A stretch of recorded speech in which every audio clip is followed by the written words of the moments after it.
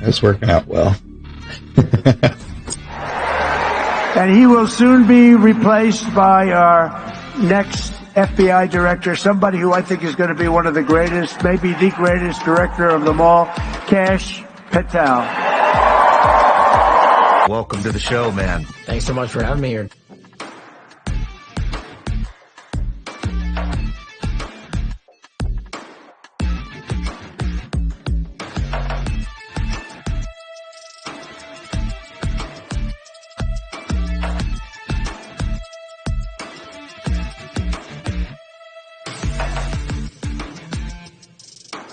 We've got all our data and we've got your data. You really can't compete. What he says is we want to become the Saudi Arabia of data. AI's already infiltrating our lives. Type something into Google and you'll get an AI overview with information from many different sites. And on Facebook, there's Meta AI. Type in a question and you'll get the answer.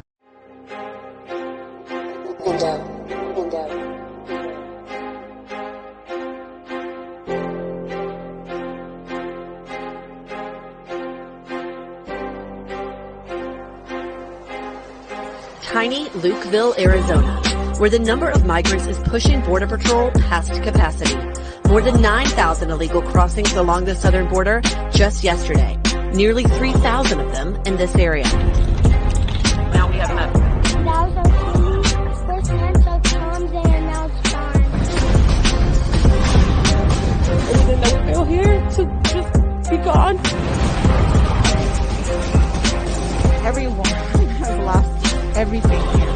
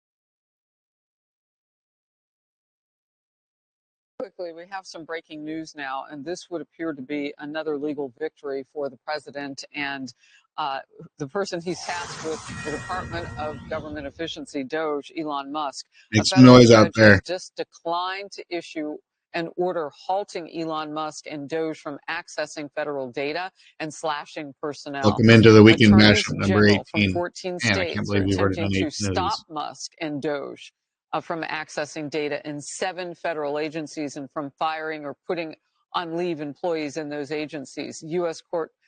District Court Judge Chutkan just refused to issue a ruling from the bench. So at that point, she has not halted Musk and DOGE from continuing their actions inside the 7 agencies at issue here. Just real quickly, because of your legal background, your quick thinking. All right. 2 of the Supreme Court justices have subtly indicated that they would like to strike down the prevailing rule. It's not statutory. Those 2 being Thomas and Kavanaugh, in dicta, in other decisions. They'd like to get rid of this rule that a single district court judge someplace in the country can issue a ruling that holds for the entire country. It's not what the founding fathers expected here, and it's been gamed. And, you know, the right can do it, too, so the left shouldn't be too quick to oppose that.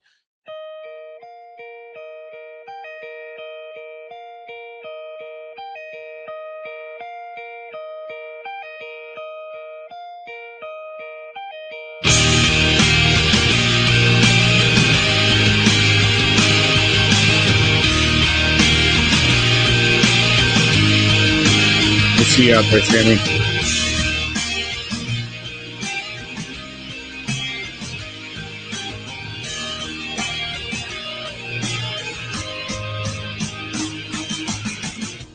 Today is the greatest day I've ever known.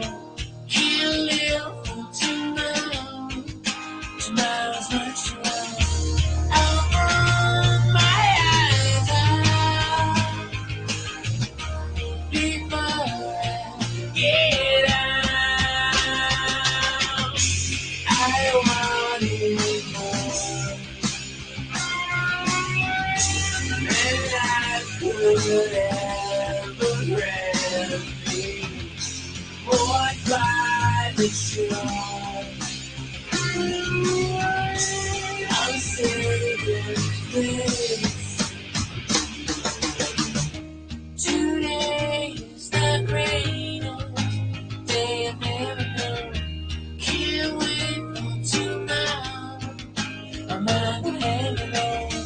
I'll tear my heart out before I get out. Big ribbon skies and never forget.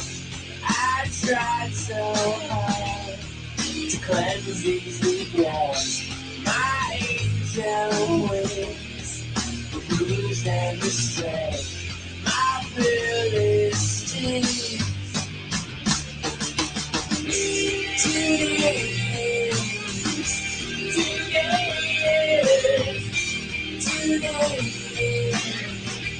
the greatest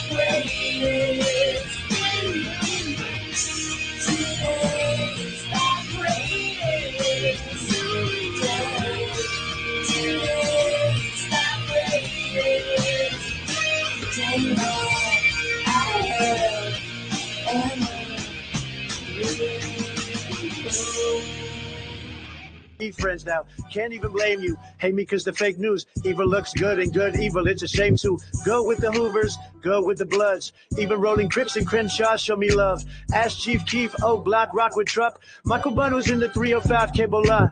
Took a trip to the hood and asked them a question. They said they don't feel Joe Biden represent them. Want to take away our guns, but I keep the burner. PPP on me, you can call me Stimmy Turner. Biden crime family, Joe loses sanity. The left is running radically, incoherent, rambling. Jew for Trump, gay for Trump, black for Trump naturally. Latinos and Asians, every nationality. Wap, wap, wap, wap, wap. Trump mess him up. Wap, wap, wap, wap, wap. Biden is a god. Trump the done, and I got my ear to the street. Shut up, OD7 Quantity, Sleepy Hollow, Chef G. This man is a creep. I thought I would remind Jay, sniffing women's hair. Oh, wait, she's a minor.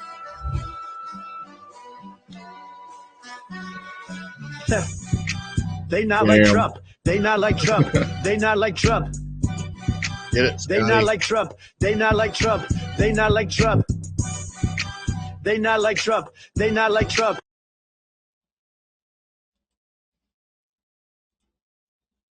And you people still don't get it. You don't get it. I voted for Donald Trump, black Trump supporter, voted for Donald Trump to do what he's doing. Did you expect Donald Trump to do this? Not all this. Oh, it feels so good. That's how I feel. Do you like Elon Musk? Yes. Well, yes. Yes, I do. I'm watching Democrats tell me, I thought Republicans like small government. Well, that didn't work, so we need Elon. That's why we got Elon, to help shrink it. Look what he's doing for the USAID. They're dropping their workforce from 10,000 to 300. Black History Moment. Black History Moment. Every last black that's on television seem to be all sucking off the Democrat teat. All of them give the same talking point, the same concerns, all Democrat approved. All of you Democrat approved. Well, Donald Trump, he really ain't helping black people. He really ain't helping black people. You brag one moment black people didn't support Donald Trump. So why are you upset Donald Trump ain't supporting black folk? You can't have it both ways, but he is. What Donald Trump is doing, he's eliminating the, are you a DEI hire or are you a hire? Yes, and people have a right to say But he is. I'm enjoying every single bit of this. Friday, I'm loving it. Trump kicking butt. You don't like it? Guess what? You didn't vote for Trump. We're out here protesting. We're protesting those. Did you vote for Donald Trump? No. So why am I surprised that you out here protesting Trump? You didn't vote for him. So of course you're not going to like it. But as for people like me, I'm loving it. Enjoy your Friday. Mr. President, what's your secret weapon? Cash.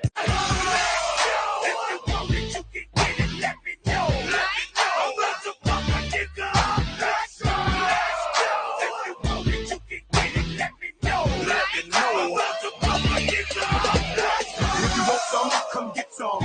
Where I'm from, we so big on. And everybody knows somebody that knows somebody that knows something about it. And I won't answer now. Who, what, where, why? See, a lot of dudes like to act the fool now. Get on live, but that ain't my style. So who you gonna get?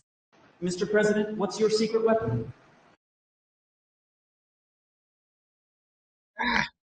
There we go. All right. Welcome in, everybody, to the Weekend Mashup number 18. We got some goodies for you today. Let's jump right into it.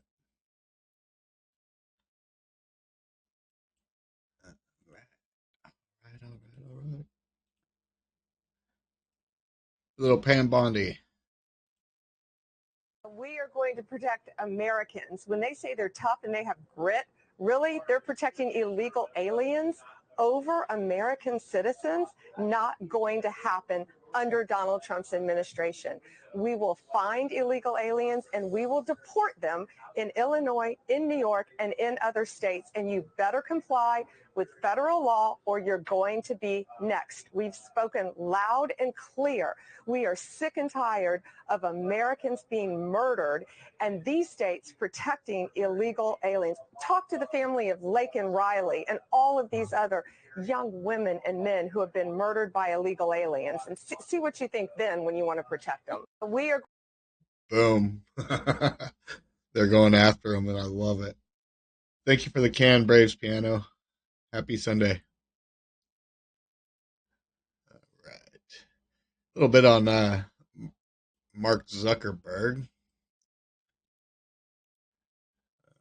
Let me see. Here we go.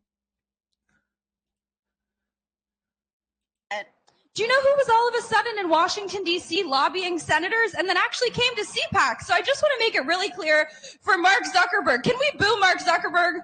Do we want Mark Zuckerberg as part of the MAGA movement, or do we think he's responsible for stealing the 2020 election? Do you trust Mark Zuckerberg? Absolutely not. Oh, come on. He came down. He He gave President Trump $1 million. He's at the inauguration. You don't trust him? What would you tell President Trump about Mark Zuckerberg? Get rid of him, fire him? You don't trust him? And why should the president trust you over Mark's oligarchs? You've been there with Trump forever, right?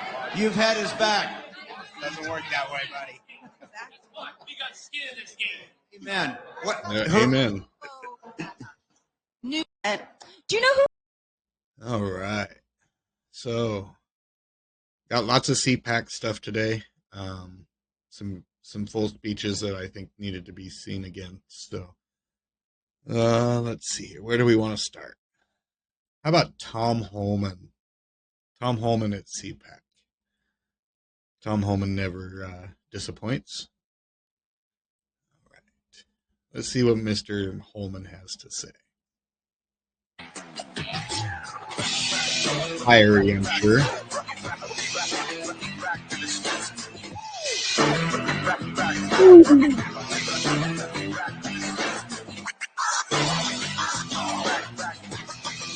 How you doing?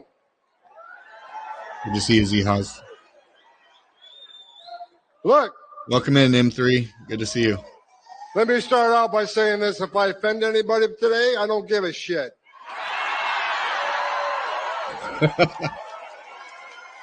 Don't care. The media in the back room, I'm sure I'll be reading a lot of hit pieces on me tomorrow. I don't give a shit what you think about me.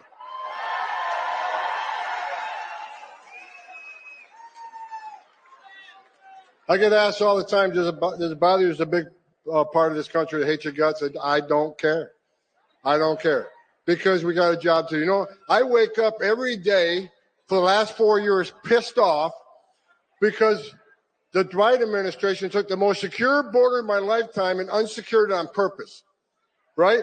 I worked for 6 presidents, starting with Ronald Reagan. Every president I ever worked for took steps to secure the border. Even Clinton and Obama took steps to secure the border because they clearly understood you can't have national security without border security. They got it. Joe Biden's the first president in history of the nation who came into office and unsecured the border on purpose. So for 4 years, I wake up every day pissed off. That changed November 5th.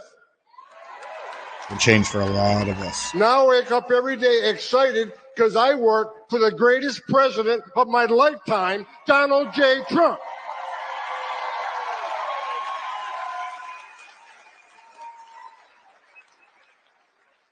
For 4 years, we had over 10.5 million illegal aliens at our border. They released nearly 8 million into the country illegally. We had a 600% increase in sex trafficking of women and children. We had a record number of known suspected terrorists and people on the terrorist watch list crossing the border. Under Trump, we had 14 in 4 years. Under Joe Biden, just shy of 400. Think about that for a moment. What Joe Biden did to our border was create the most significant public safety and national security vulnerability in this nation's history. But guess what? We got one badass president now who's going to come in and is going to take care of this border. Yep. Look at the numbers last few days. I'm telling you, every morning I get up, I can't wait to go to work. Because I know that I have a president who's going to open up every avenue of law enforcement to this great nation. In under 4 weeks, we have illegal crossings on the border down 95%.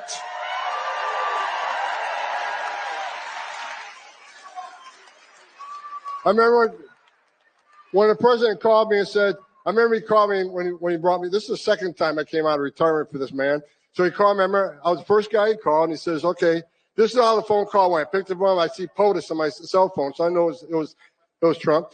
He says, all right, Tom, you've been bitching about 4 years. You want to come fix it? And I didn't hesitate. I said, I'll come back and I'll do it for free. I'm so pissed off. You don't have to pay me.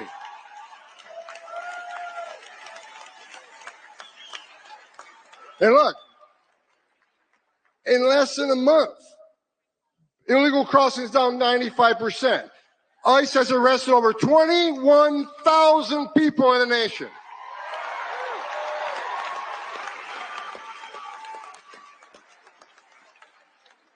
Gotaways. Under President Biden, the gotaways, 2.2 million people crossed the border, weren't arrested because the Border Patrol was too busy making sandwiches, changing diapers, making baby formula, making hospital runs, dealing with. I'm going to stop it right there just for a moment. So did I hear him say he was going to do it for free? I wonder if Trump's still going free. I can't imagine him not be. All right, let's go. Humanitarian crisis. 2.2 million people crossed the border and weren't apprehended, weren't fingerprinted. We had about 1,800 a day in 2023. You know how many had yesterday? 48.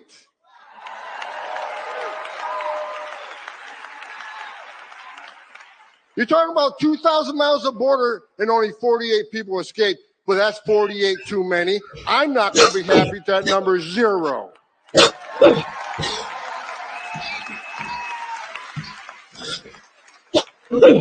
Now we're getting a question. Well, you said you're going to concentrate on public safety threats and national security threats, but you arrested 9 criminals. Yeah, damn right we did. Because you're in the country illegally, which happens to be a violation of our law. Entering this country illegally is a crime, and we're not going to forgive it. Sorry, still getting over a cold.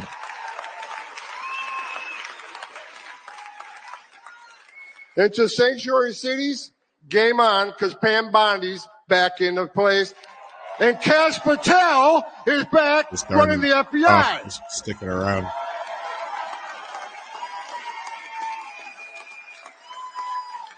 President Trump brought together one hell of a team, and every time I see one of these people get nominated and take their oath for office, I just get that much more excited. I'm afraid I'm going to have a heart attack one of these days because it just keeps getting better. Sanctuary cities are a sanctuary for criminals. I've read all these stories this week. Tom Homan insulted AOC. Well, look, it's not an insult if it's true.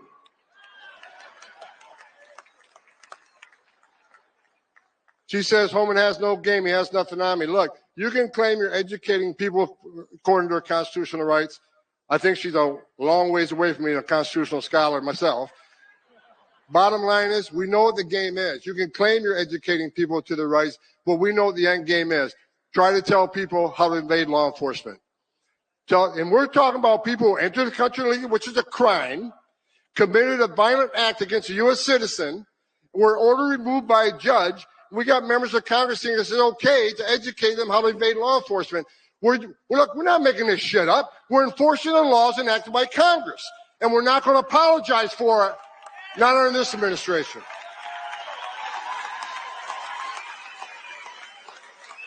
We got great governors out there. Governor Pritzker, you ain't one of them. I met with Governor DeSantis yesterday. You know what he's done? He's passed one of the strongest state immigration laws in this nation. Do you know it's a crime in the state of Arizona, in the state of Florida? It is a crime to enter the country illegally. He made his own state law. He has passed a law that he will fire any mayor or sheriff that doesn't help ICE enforce immigration law.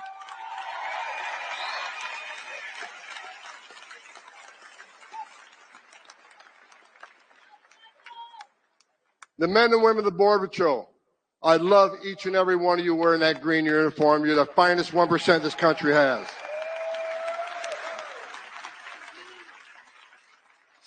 So look, we're attacking the interior enforcement. For those who don't think those numbers are enough, I don't either. If you haven't seen, I'm happy with the numbers, but I'm not going to be satisfied until every criminal alien gang member, every criminal alien, every Trenda Agua is eradicated from this country and send their ass to Gitmo where they belong.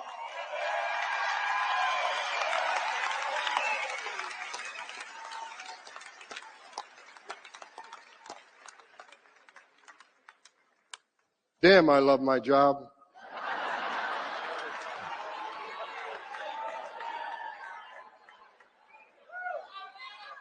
We got, and look, I already said we got the border locked down, crossing down 95%. We've already arrested 21, just above 21,000, and we're going to double the workforce. We're going to add more. We're going to add more targeting. We're going to add more teams. God bless the men and women of ICE. God bless all the DOJ components are with us. We've got U.S. Marshals, DEA, FBI, ATF, all these fine agencies helping us. And what's great about it, when we went to Chicago, Mayor of Chicago said I wasn't welcome in Chicago. Guess where the first place I went was? Chicago. But having DEA and FBI there and ATF was great. We found an illegal alien with a gun. ATF does a criminal charge. We found an illegal alien with drugs. We prosecuted that crime. So we're prosecuting these people before we deport them, and that's exactly what we should be doing. We're going to make this country safe again.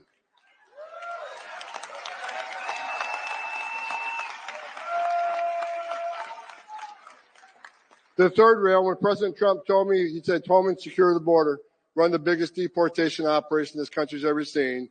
and find over 300,000 missing children that were sex trafficked or forced labor trafficked in this country. And we're looking for them. And we're going to save children.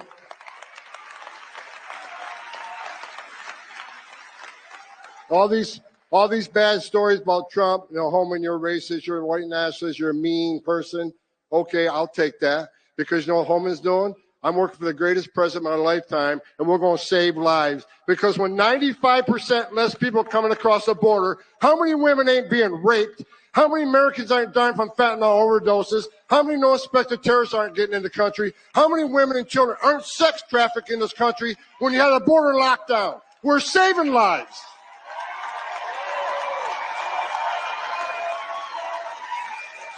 That's right. Stand up. President Trump's getting ready to come on stage.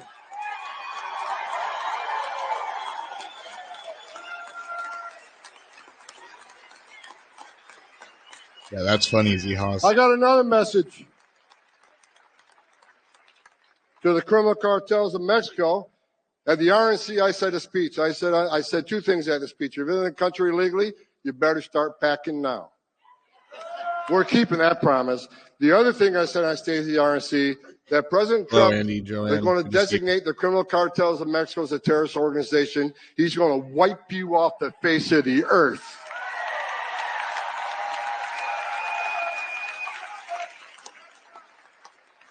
After I said that, of course, I got numerous death threats. They've doubled the size of my security detail because all the cartels want to take Homa now. Well, I'll tell you what, come get some. Goes along with that Cash song I played. Come get some. You have killed more Americans than every terrorist organization in the world combined. You are now a terrorist organization. So word out to anybody that assists them, anybody that sells your drugs on the street, anybody that assists these cartels in any way, you are helping a terrorist organization, and the weight of the world's coming down on you.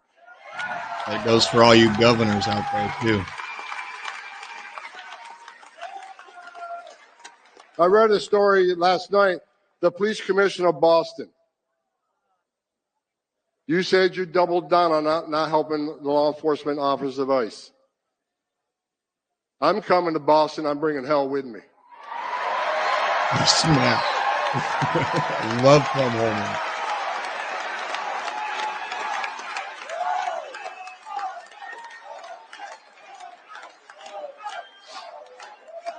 I looked at the numbers this morning. I stopped counting at 9. Nine child rapists that were in jail in Massachusetts. But rather than honoring an ICE detainer, released them back into the street. You're not a police commissioner. Take that badge off your chest, put it in the desk drawer, because you became a politician. You forgot what it's like to be a cop. Boom.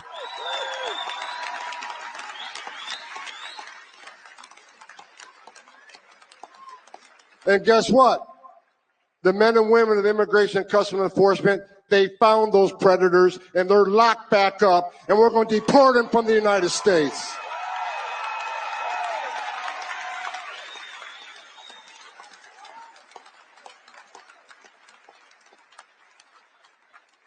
I agree with that comment, Z-Hoss. To the men and women of ICE, the agency I used to run, I was the first ICE director that actually came up through the ranks. For the 20,000 men and women that work for me, I never asked them to do anything I didn't do myself.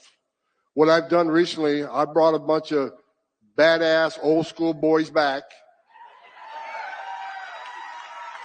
Good old boy. I got a guy named Mark Hall. Mark Hall went through the Border Patrol Academy in 1984. I said, Mark, you ready to come back and make a difference? And he dropped everything he did to come back. I'm bringing a bunch of old school people back to show the young folk how we did it and how we're going to do it. Good.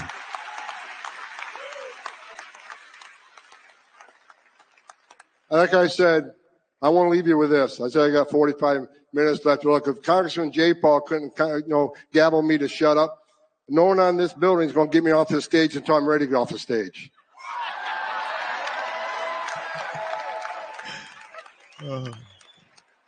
Now they turned the time red. I guess that's a warning. Look, here's what I'm going to say. And I hope you agree with me. If you agree with me, would you please stand up and and let him know, because he's listening right now. The greatest president in my lifetime is back in the Oval Office. He's going to make America great again. He's going to make America healthy again. He's going to make America safe again. You got it.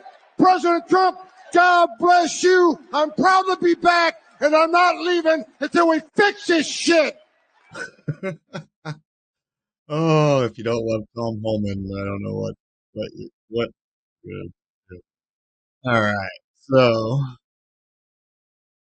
let's see. Where do we want to go next? Let's see here. Time wise, I want to save that one for the end.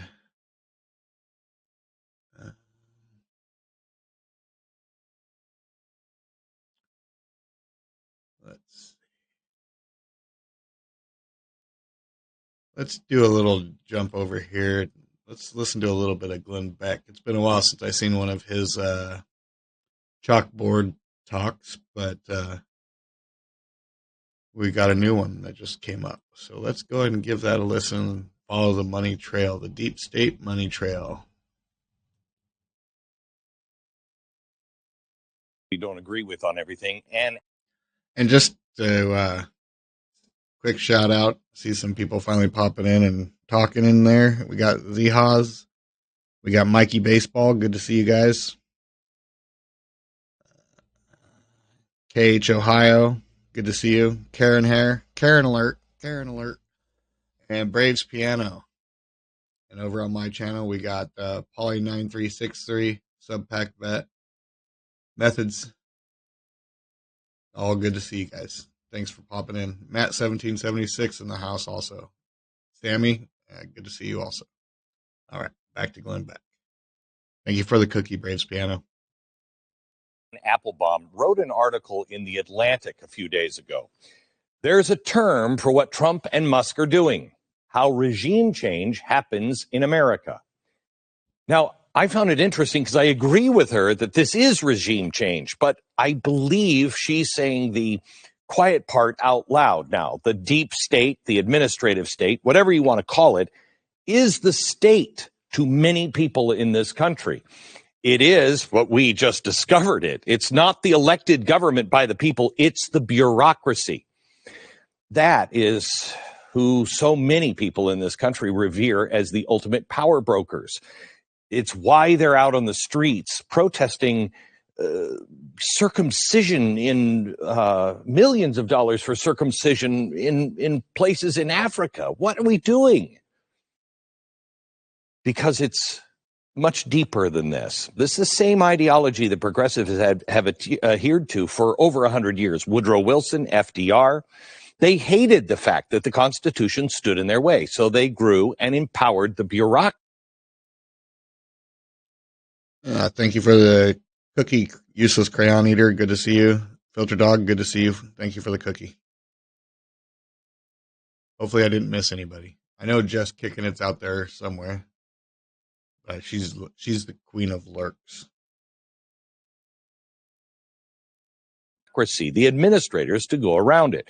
This is how NGOs can take your money and operate with the same authority as the CIA, but not have to deal with these pesky little things like oversight. And it has gotten to a point to where the money that is being spread around is grotesque, and the things that they're spreading it around to do in your name is also grotesque.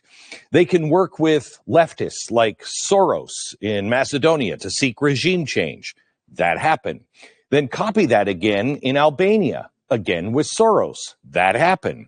Then turn around and fund sterilization projects in South America, circumcisions, like I said, in Africa. But how does this happen?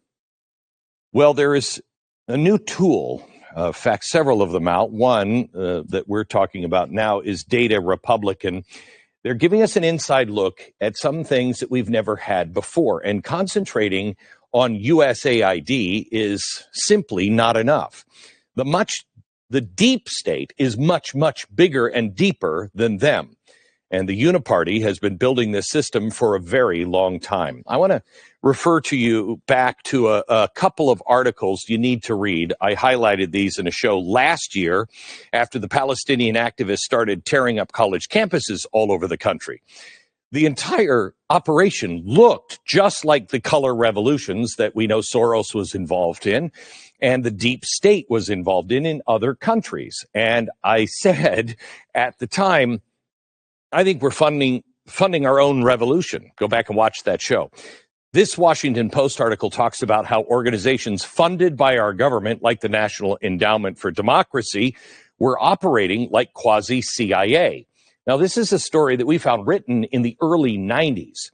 The other is this article from The Guardian in the early 2000s after the Ukrainian Orange Revolution, found by one of our great researchers. Both articles, along with the funding information that we already knew, helped paint the picture of how the deep state runs a parallel foreign policy. We explained this in an earlier show. It's all done in our names through NGOs with our tax dollars. And I made a similar chalkboard last year trying to explain, but I was missing this piece. You can follow the money for a distance. You get Congress to allocate a whole bunch blindly, usually through these organizations, an insane allotment to government agencies. Let's just take two of them, the USAID and Department of State. Those are trusted government institutions, right? State Department, USAID. Most people have never heard of USAID unless you watch this program. Massive amounts of dollars every single year.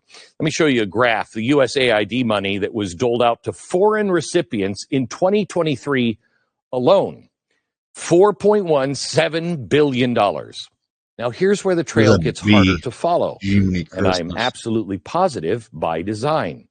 The money is then moved from state and USAID to other trusted organizations like the National Endowment for Democracy.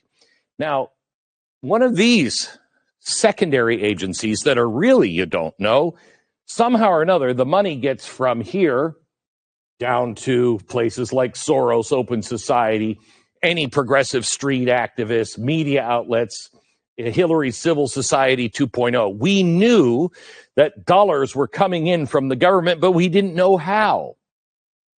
We also knew between these people, and these people, regime change, the Arab Spring or color revolutions were always the end of it. Well, now we know how your tax dollars spread a globalist progressive agenda, regardless on who's president. But knowing just this isn't enough. We have to fill in this blank. So who do you audit? The CIA? The State Department? USAID? Well, yes. But if you stop there, the deep state lives on. We have to go deeper. So let's start with a smear against Christopher Rufo. This is extraordinarily important because some people are going to be smeared. His organization is very, very clear. He gets zero tax dollars, and the only reason why it pops up on charts on this software is due to the splatter of money that is shot out all over the place.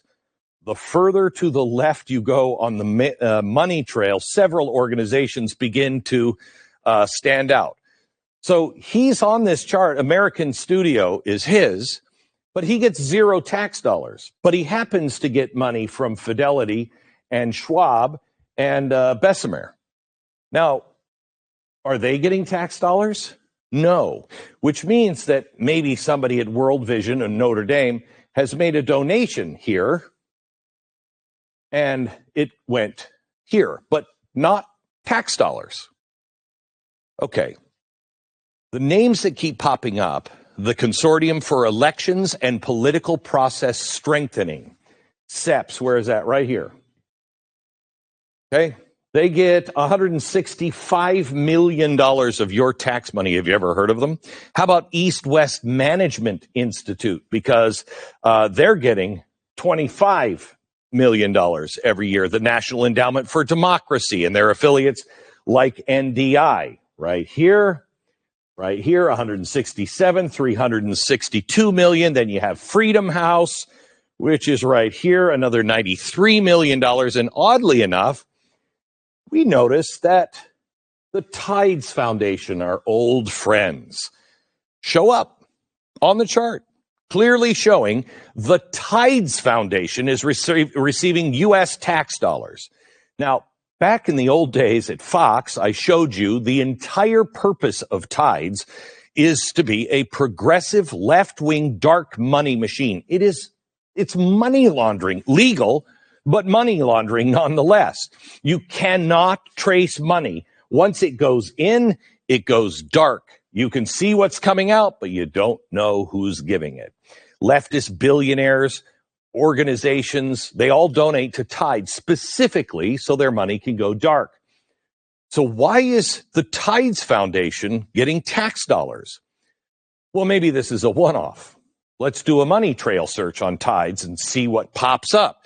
Are they involved in anything else? The Tide Center. Oh, holy cow. Now, this is, again, we're going to find deeper levels here soon. But this is showing the entire money trail for Tides.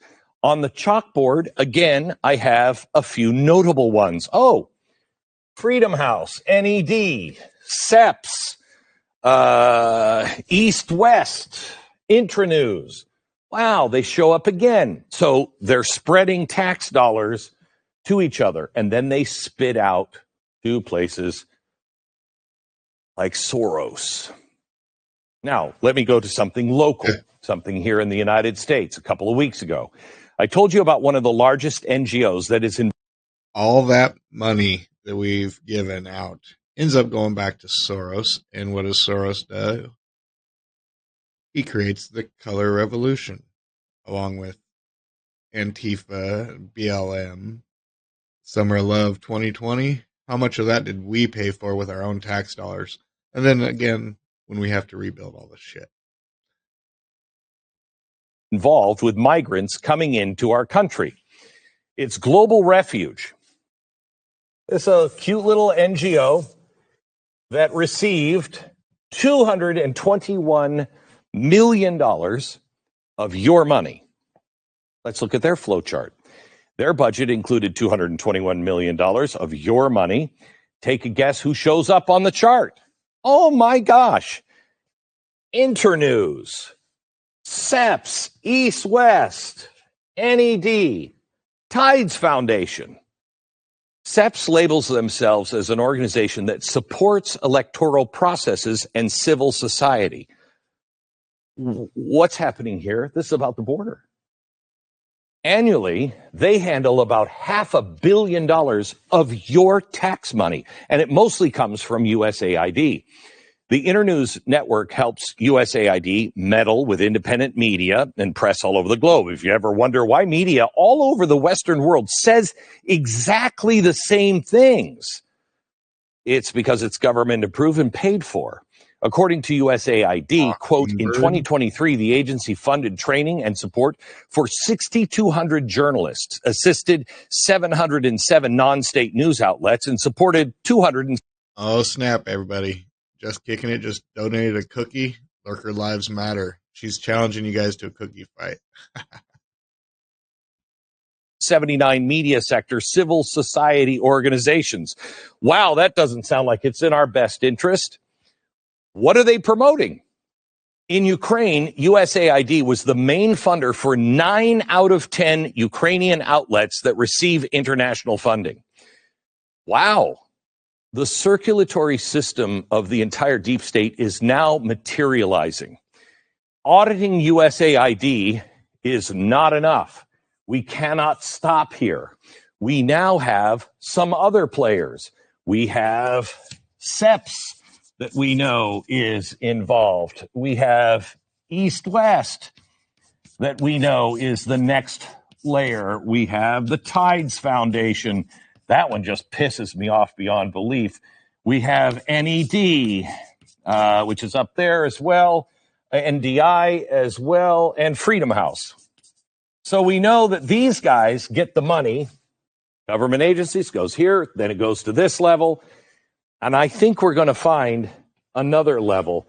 This is money laundering. The reason why you have money pass through so many hands is to enrich and launder. That's it. Mr. President. The senator from Kentucky, from Louisiana. All right. Yeah, if that doesn't upset some people, I don't know what will.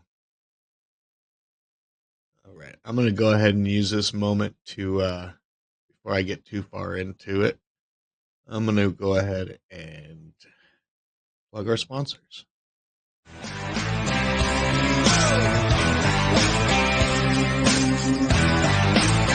America Rising Media is proud to be sponsored by Benson Honey Farms, homegrown, patriot-owned, harvested right here in the USA.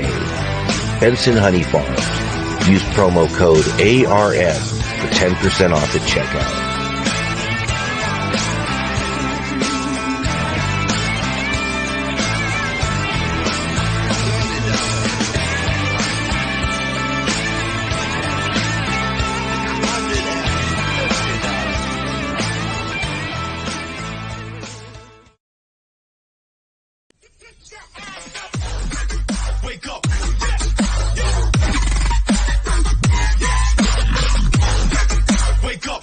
Wake up, America. It's America Rising Coffee. Roasted the same day as ordered, America Rising Media is now partnered with America Rising Coffee. Use promo code ARM for 10% off at checkout. Patriot-owned businesses and America Rising Media working together.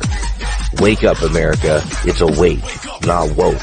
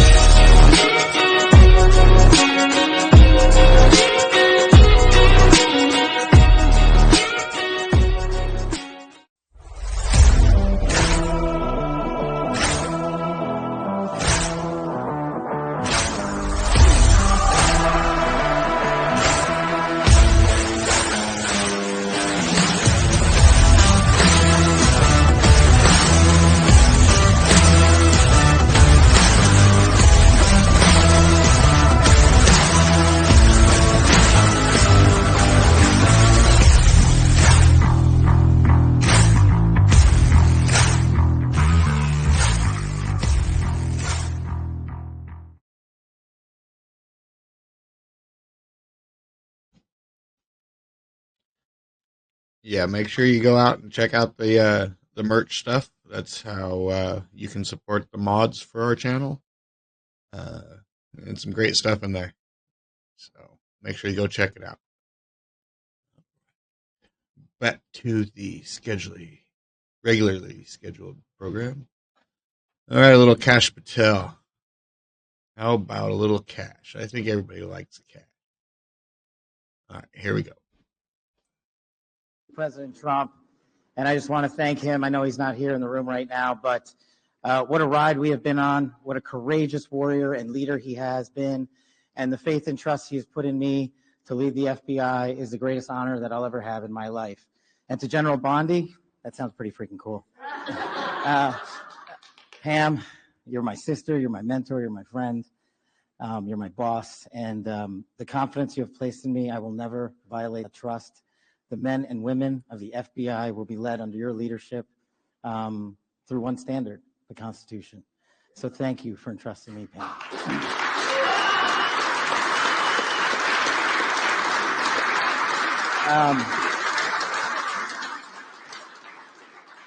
Oh man, this is effing crazy.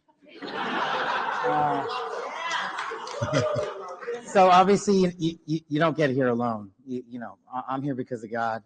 I'm here because of my family, and I'm here because of my friends. And yeah, we saw that first time, Keeper. Good to see you. You made it Shipwreck, happen. good to see you also. My sister, Nisha, and my nephew, Aryan, flew in from London just to be here. My beautiful girlfriend, Alexis, is here. Yes, I agree. My aunts and uncles are here. They've come from all over the country. I am living the American dream. I can't turn it up any higher. And I hope anyone it's that loud thinks enough the for American everybody. dream is dead, just look right here. You're talking to a first-generation Indian kid who's about to lead the law enforcement community, the greatest nation on God's green earth. That can't happen anywhere else.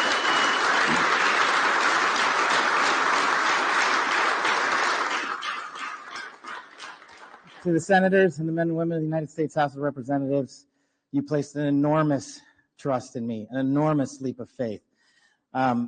One that I didn't know that I could possibly earn back, but I'm going to spend every single day on this job doing so. The fact that you placed the confidence you did in me has inspired me to reach new heights at this job. I promise you the following. There will be accountability within the FBI and outside of the FBI, and we will do it through rigorous constitutional oversight starting this weekend.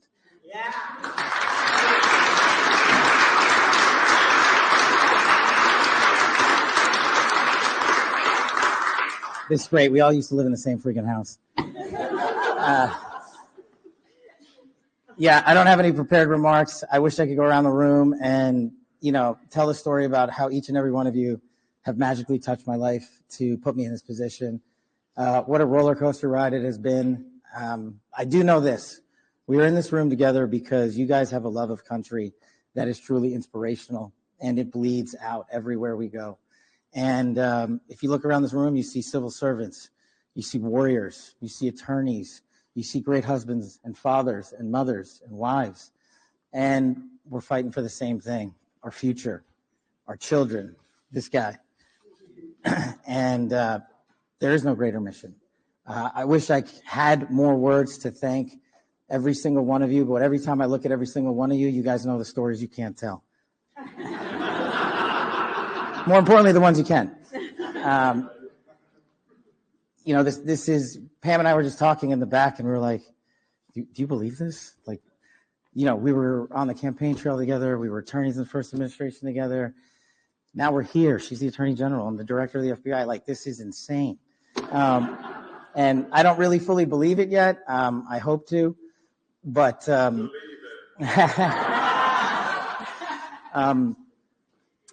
just not here without you guys. And look, I know the media's in here, and if you have a target, that target's right here. It's not the men and women at the FBI. You've written everything you possibly can about me that's fake, malicious, slanderous, and defamatory. Keep it coming, bring it on. But leave the men and women of the FBI out of it. They deserve better.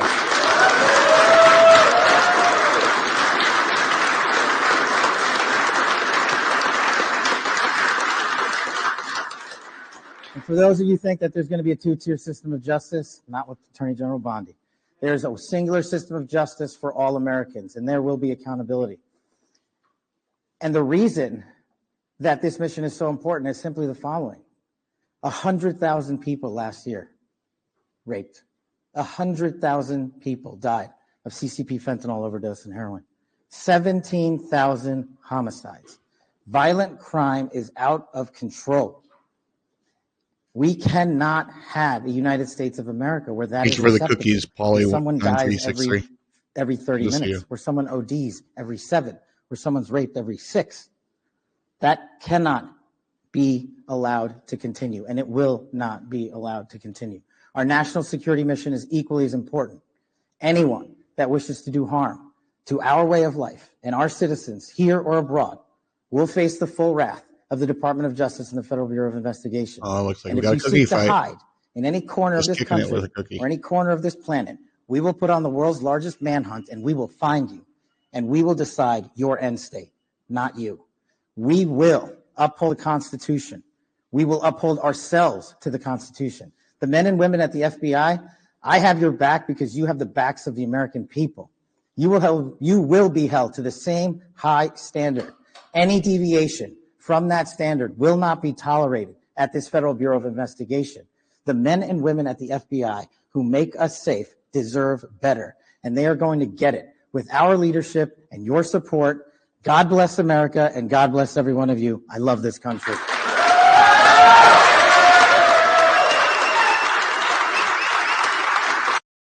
Don't think you can get much better than that. All right.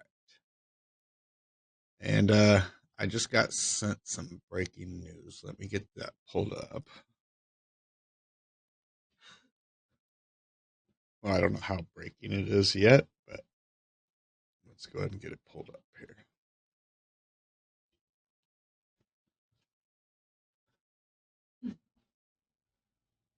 All right.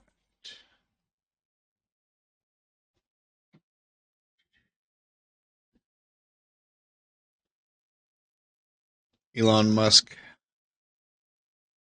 Paper ballots are the only way. I say this as a technologist who likes technology, and I like computers. We should not have computers do vote tabulations at all. It's far too easy to hack a computer. I know how to hack a computer. Government software is the easiest thing to hack. It's not the best software. In my opinion, we should only have paper ballots. It should be in-person voting with ID. End of story. Let's hear what he said. I say this as a technologist who likes technology, and I like computers, but we should not have computers do voting tabulation at all. Agreed. It's far too easy to hack a computer. I know how to hack a computer. And government software is the easiest thing to hack. So it's not the best software. So we should, in my opinion, we should have paper ballots only. It should be in-person voting with ID. End of story. October 18th, 2024. I say this as a technologist But who likes... it's not untrue, that's for sure.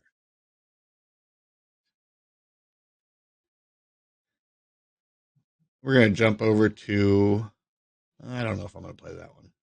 We got some Patrick Bet David at CPAC. Let's hear what he has to say. 2 things tyrants fear. Tyrants running a country fear. What are the 2 things?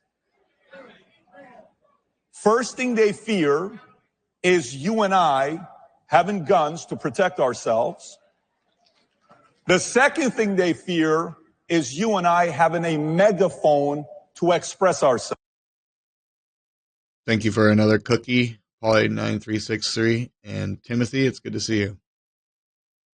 Now, I want you to think about this. In the last 3 weeks, I've interviewed 2 different people. One of the ones I had on the podcast 3 weeks ago, he flew in the entire time he was nervous. He was a former founder of the IRGC, the Islamic Revolutionary Guard Corps. He started the IRGC with Khomeini in 1979. 3 months after I was born, I was living in Iran, and I brought him on the podcast. For many years, we've been wanting to have this man to come on the podcast, but obviously he doesn't want to come because directly and indirectly, millions of people died because of this man. If you go on Google, you type in founder of IRGC, you'll see his name and Khomeini's name. I bring him on. It's a little bit uncomfortable. I say, so let me ask you a question. When you guys took over the revolution, the Shah is gone. That's the last time the Middle East was at peace.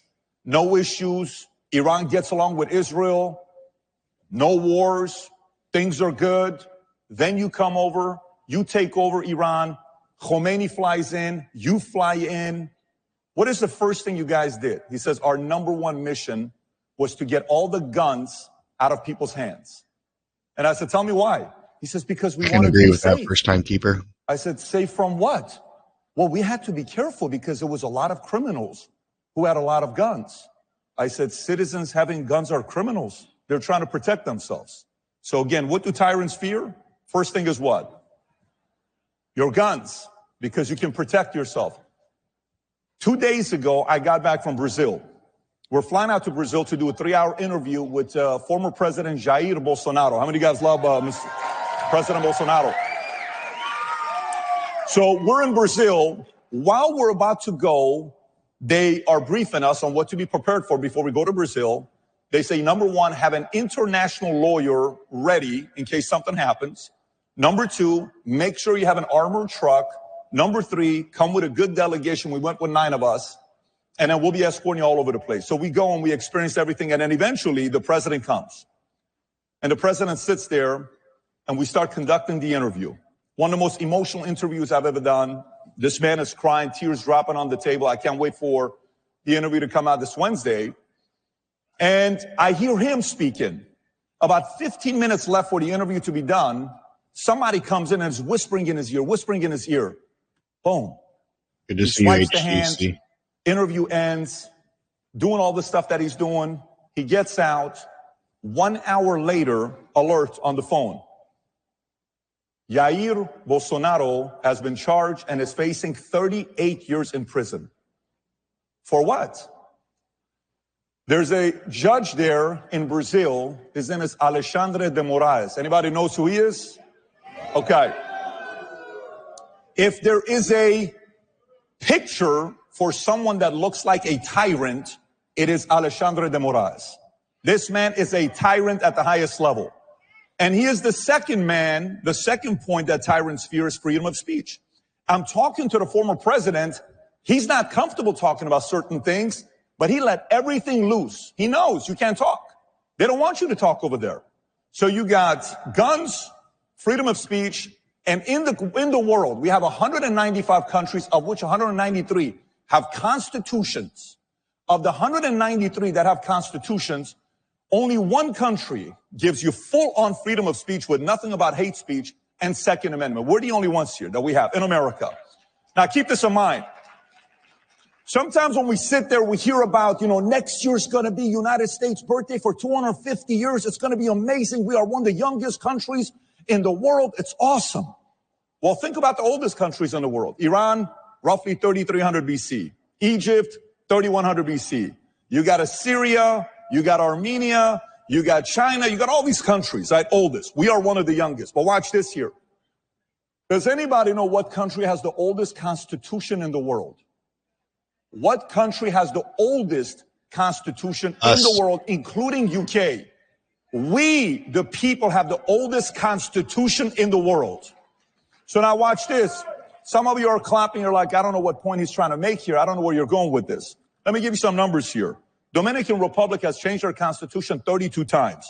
Venezuela 26 times. Haiti 24. Ecuador 20. Brazil's changed it 7 times in the last 100 years.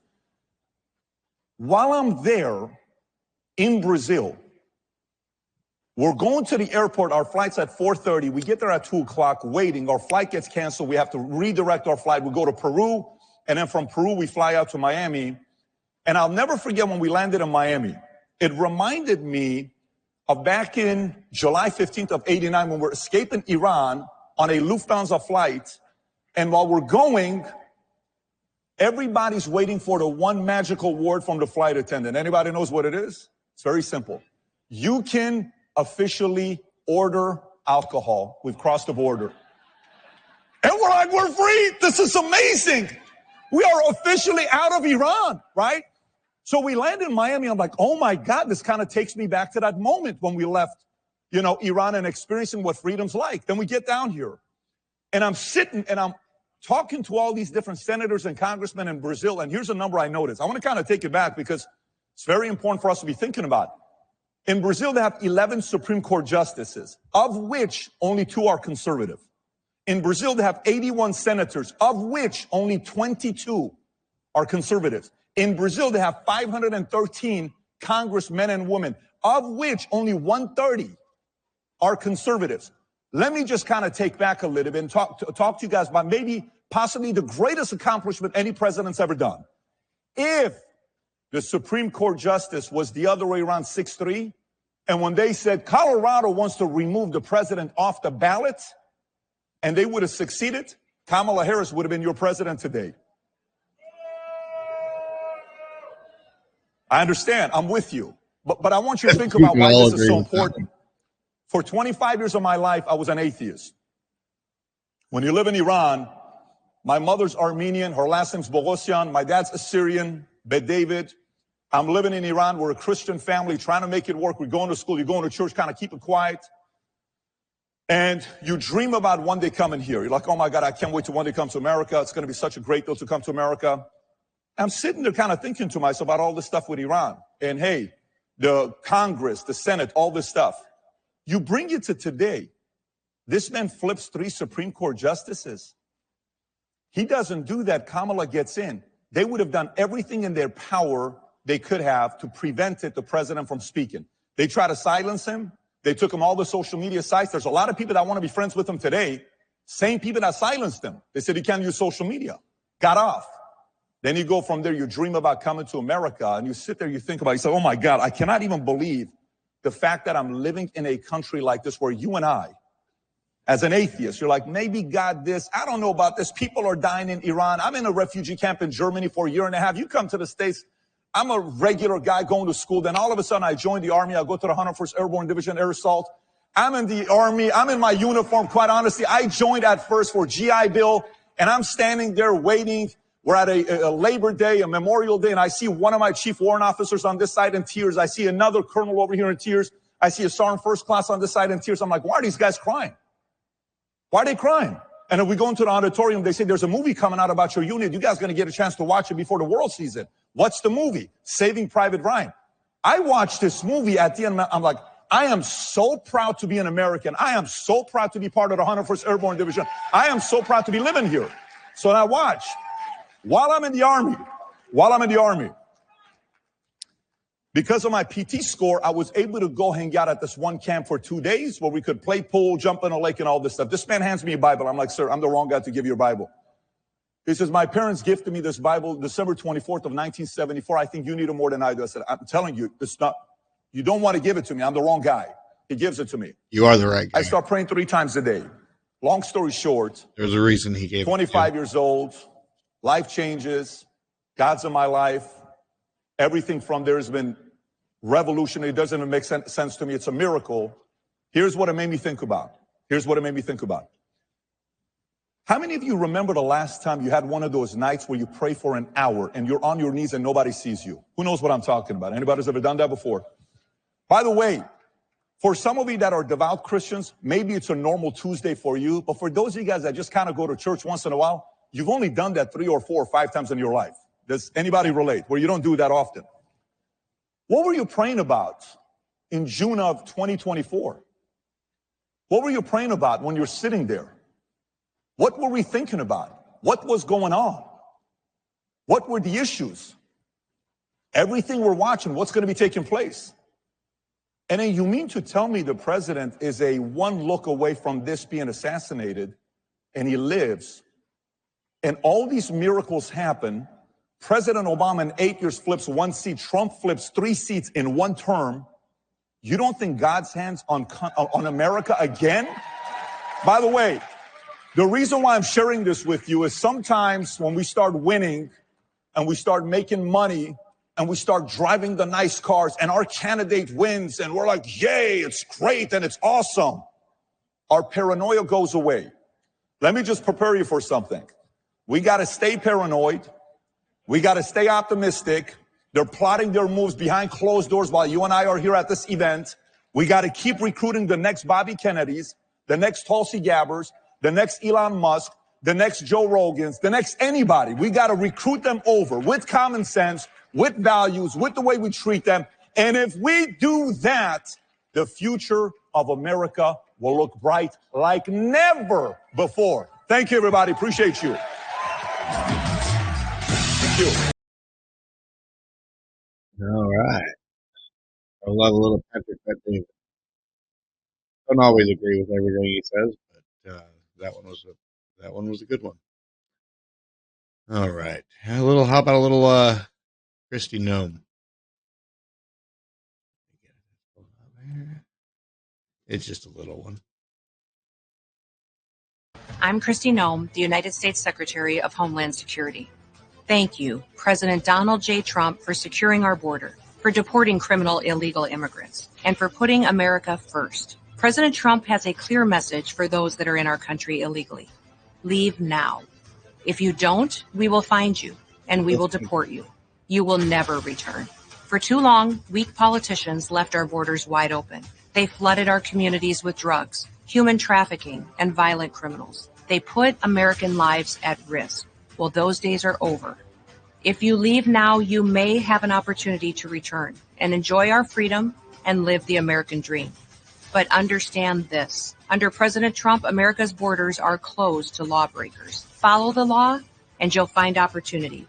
Break it, and you'll find consequences. The choice is yours. America welcomes those who respect our laws, because a strong nation is a safe nation. Boom. All right. Hey, good to see you in, aka US Anon.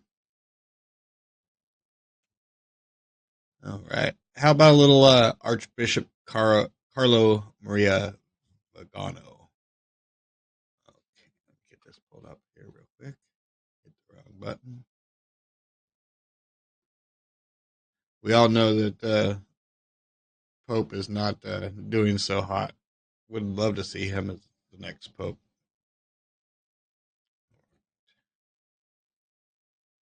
The Fourth Revolution, theorized by Klaus Schwab and the family of international finance, find in Bergoglio not a neutral spectator,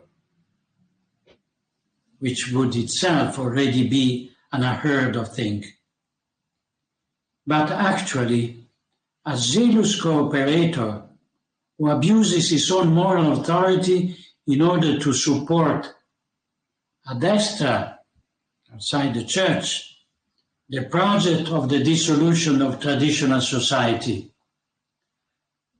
While ad intra within the church, he pursues the project of the demolition of the church in order to replace her with a philanthropic organization of Masonic inspiration. You might be right, Filter Dog. I don't know. I don't know. And it is scandalous. I don't know how all that works. This applied to both, to civil and ecclesiastical world, confirming the pactum celeri, the criminal conspiracy between the deep state and the deep church. It seems to me that in this conspiracy, the role of the Jesuit has been decisive. It is no coincidence that for the first time in history, a religious of the Society of Jesus is seated on the throne of Peter.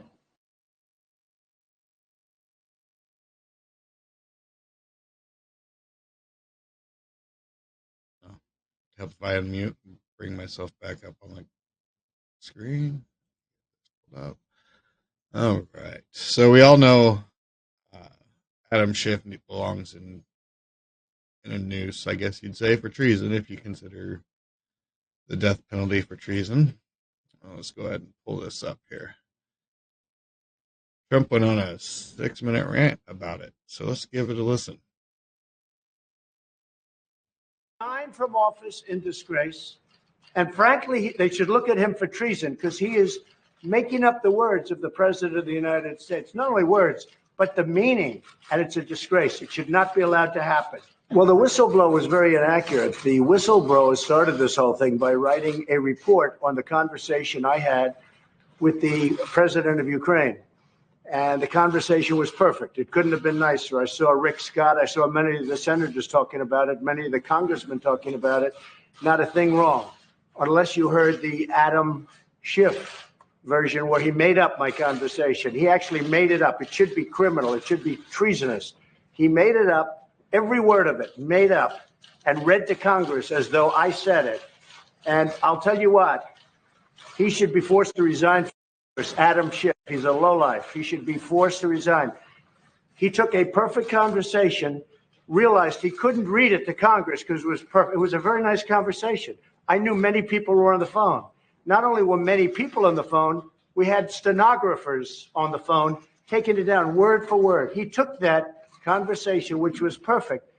He said, I can't read this. That's what I said when I heard this. He made up a conversation, and he reported it and said it to Congress and to the American people. And it was horrible what he said. And that was supposed to be coming from me, but it was all fabricated. He should resign from office in disgrace. And frankly, they should look at him for treason because he is making up the words of the President of the United States. Not only words, but the meaning. And it's a disgrace. It should not be allowed to happen. Your own DNI said the talk transcript was consistent with the complaint. So No, he didn't say that. You have to take a look. No. He did not say that. And in fact, if you look at what he said, he found everything to be very normal. He's a good man. and Joe, and he found it to be very normal. I saw Schiff trying to go 15, call him Shifty Schiff. We don't call him Shifty Schiff for nothing. He's a shifty, dishonest guy who, by the way, was critical of one of the great Secretary of States, graduated number one in his class at West Point, graduated one of the top in his class at Harvard Law School, the most honorable person, Mike Pompeo. And this guy was negative on Mike Pompeo. Good to see you, He Justin. can't, there's an expression. He couldn't carry his blank strap. Thank I you for won't the say cane. it because they'll say it was so terrible to say. But that guy couldn't carry his blank strap. You understand that? So you're dealing with bad people. And I watched over the last few days, and I watched some of these other countries build up, and we built up more than anyone because of me. But no help the Democrats. They're a disaster. Do nothing Democrats. They don't do any work. All they want to do is try and win the election in 2020. So they come up with this impeachment nonsense, and everyone knows. The conversation, all based on one phone call that I had, where I'm talking to the president of Ukraine.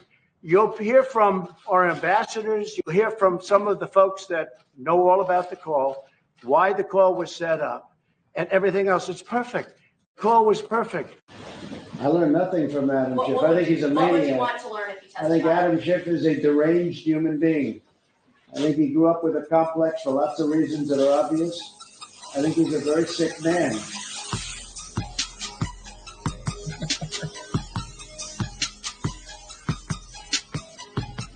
For the hearings, we don't get a lawyer. We don't get any witnesses. We want Biden. We want the son, Hunter. Where's Hunter? We want the son. We want Schiff. We want to interview these people. Well, they said, no, you can't do it. We can't do it. So when it's fair, it will be fair in the Senate. I would love to have Mike Pompeo. I'd love to have Mick. I'd love to have Rick Perry and many other people testify. But I don't want them to testify when this is a total fix. You know what a fix is? It's a fix. Just think of it. Tomorrow, I don't think anybody's going to watch. I'm not going to watch, but I'm going to be doing this. It's much more exciting. But you know what? Tomorrow, think of it. They get 3 constitutional lawyers, and we get 1. That's not even smart because it's not going to matter. And they take 3 and they give us 1. Who ever heard of anything like that? No, but I want them to testify, but I want them to testify in the Senate where they'll get a fair trial. What do we want to learn from Adam Schiff testimony? From which? From Adam Schiff. I learned nothing from Adam Schiff. I think he's a maniac. What would you want to learn if he testified? I think Adam Schiff is a deranged human being. I think he grew up with a complex for lots of reasons that are obvious. I think he's a very sick man, and he lies. Adam Schiff made up my conversation with the president of Ukraine. And one of the reasons people keep talking about it is that's what they saw. We have a perfectly beautiful 3 or 4 page transcription, and then in the other case, a 2-page transcription of the conversation. But a lot of people didn't read that. How many people called you? A friend of mine called up, the top person in New York called up, great friend of mine, very successful. Gee, I didn't like what was said. I said, oh, where did you see it? Did you read it? No, I didn't read it. I heard Adam Schiff give it. I said, well, that's not what was said. And I sent him a copy of what was said. He said, this is great. This isn't what he said. This guy is sick. He made up the conversation. He lied. If he didn't do that in the halls of Congress, he'd be thrown in a jail. But he did it in the halls of Congress, and he's given immunity. This is a sick person. He's a liar. And by the way, Nancy Pelosi knew he was lying, and she went on her show, Stephanopoulos, and she said he told the truth. So she was lying too. These people are deranged.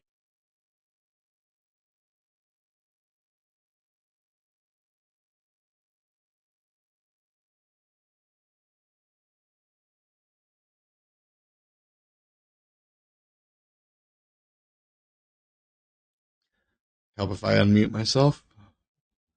All right.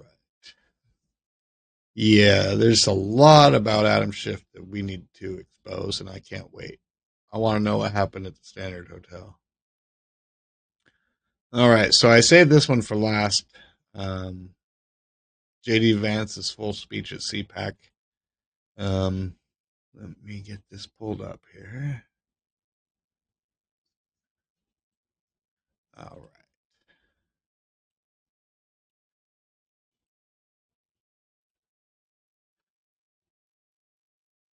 right. I caught clip parts of it, and it's fantastic. So I wanted to make sure we all got to see this.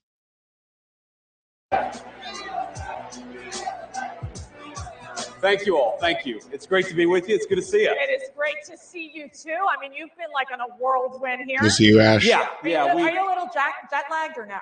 You know, yes, I am a little jet lagged. So we did a trip where we went to France and then to Germany, and then we went to San Diego for a family wedding, and then back in DC, and we did all that in like 7 days. So a little jet lag, but that's okay. Well, I'm in a good place right now, Mercedes. Well, you know, I got some sleep last night. Okay, good. Then we're ready. We're ready. But it's a real special day today. You know what today is, guys?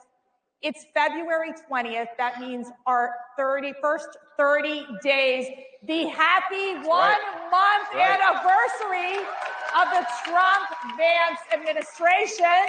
I mean, how exciting is that? It's very exciting. It's hard to believe we've only been in office for a month, because I think we've done more in a month than Biden did in about 4 years. Yeah. And thank God for that.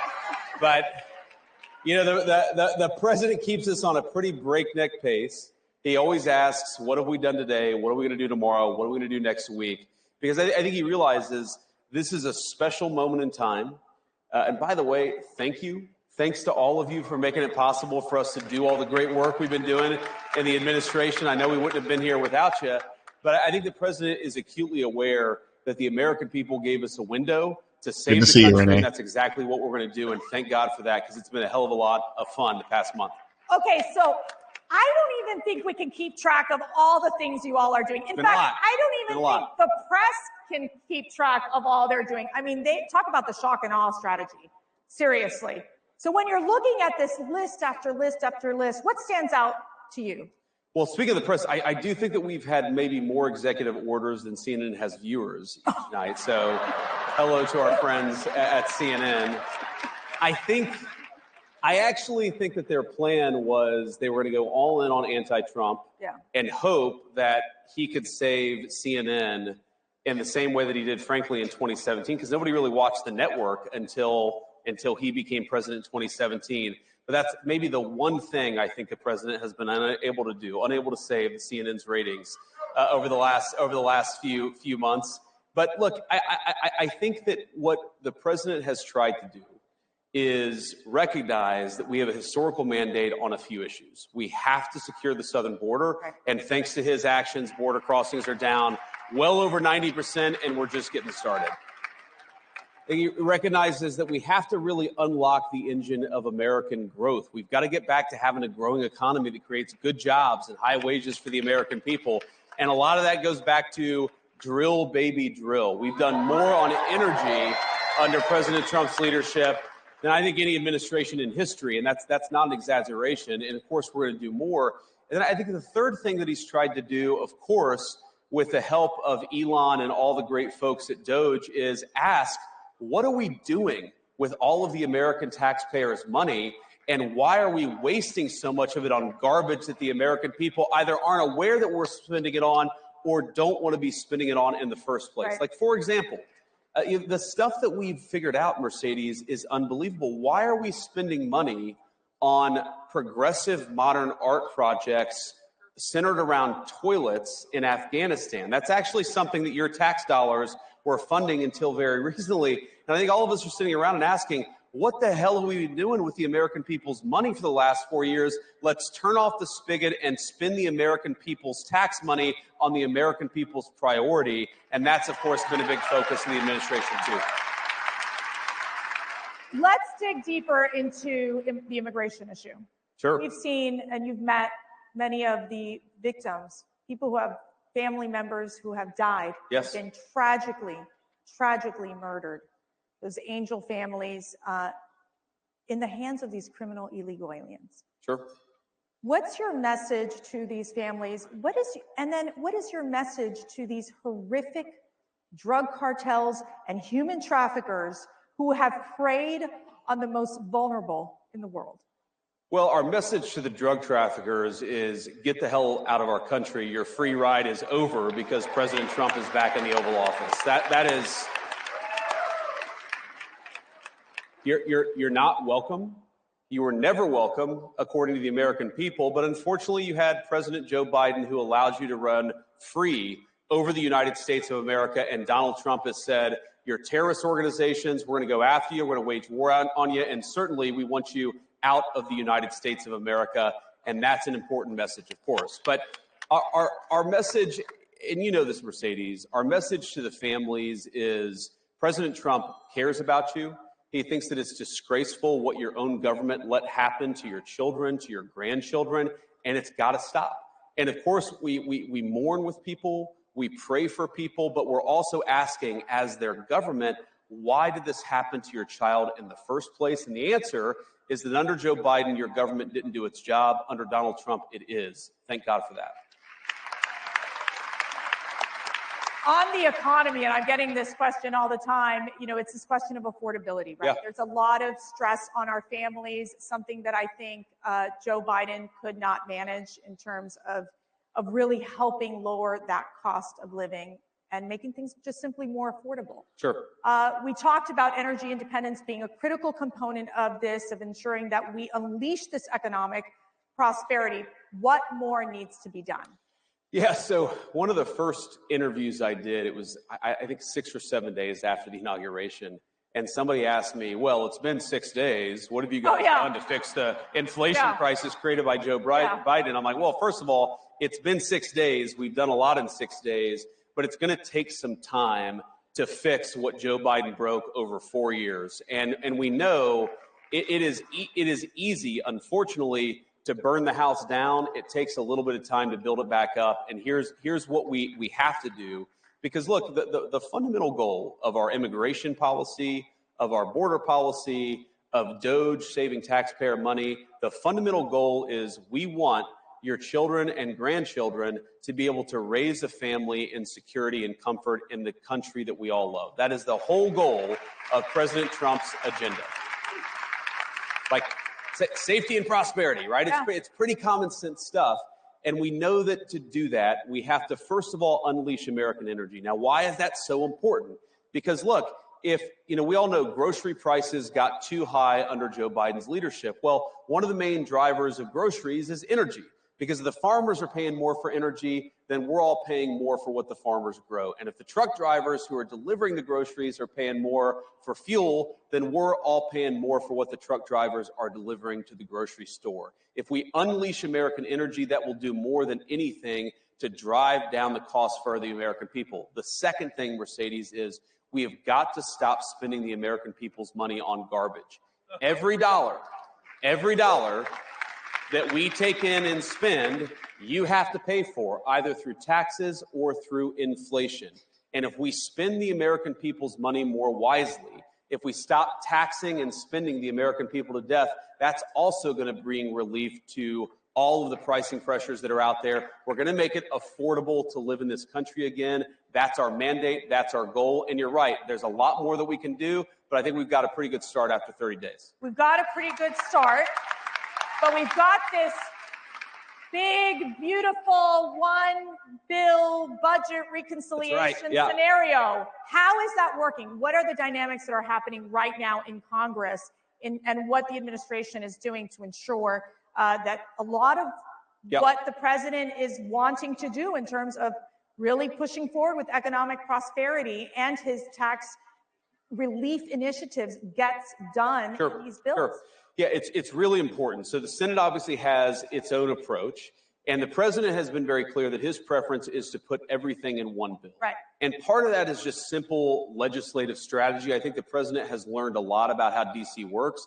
And I actually talked to the president about this yesterday, and he said to me, look, it's very rare that you can get 2 reconciliation bills done in one Congress, which is why he thinks we've got to do a lot with that one big, beautiful bill, that first reconciliation package that we're going to get through the House and the Senate. It's going well. It's early, right? This stuff takes time to put together. I think, if you had a record pace reconciliation bill we would get this thing done in May or in June. I think we're on track to do that, but we've got to do some basic things, Mercedes. One, like I said, we've got to continue to unleash American energy. That's part of the reconciliation bill. We've got to make sure that other countries stop taking advantage of us. That's a big part of President Trump's tariff policy, is we got to stop being taken advantage of. You know, of course, we want to make the President Trump tax cuts permanent and extend them into the future. We want no taxes on tips. We got to do some of the things we talked about during the campaign. That's got to be part of it. And then finally, and this is really thank you for the ship, Polly. Everything the president has done on the border, we have got to empower him to do it, not just for a month, but for the next 4 years. And we've got to hire more Border Patrol agents. We got to give Tom Homan and Stephen Miller and Kristi Noem the resources they need to secure the border. And just not to return to the border, but I think so many of our issues come back to the border, because if you take 30, 40 million illegal aliens, you take Medicare fraud, Social Security fraud. Why are we taking the people's Social Security payments and giving it to illegal aliens? We know that's happening in the United States of America today. We've got to stop it. If you get control of the border, Mercedes, you do more to control the fiscal problem, the financial problems that we have in this country than almost anything. Get illegal aliens out of our country, make sure American tax dollars go to American people. That is how you solve the fiscal crisis in the United States of America. Shifting to your incredible speech at the Munich conference. Did you all watch that? I don't know. I think they I'm really glad you guys liked it. Not everybody liked it. Okay. You guys liked it. Okay. Not everybody liked it. So,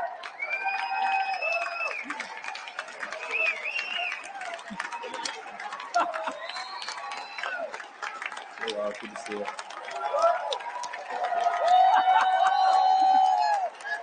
Thank you.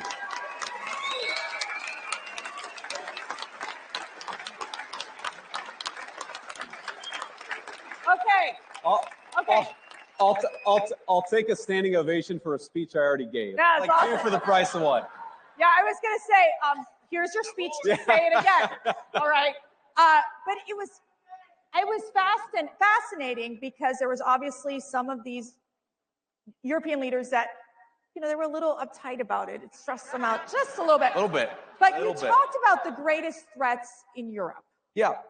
So look, the greatest threat in Europe, and I'd say it was the greatest threat in the United States until about 30 days ago, is that you've had the leaders of the West decide that they should send millions and millions of unvetted foreign migrants into their countries. That is the biggest threat to Europe.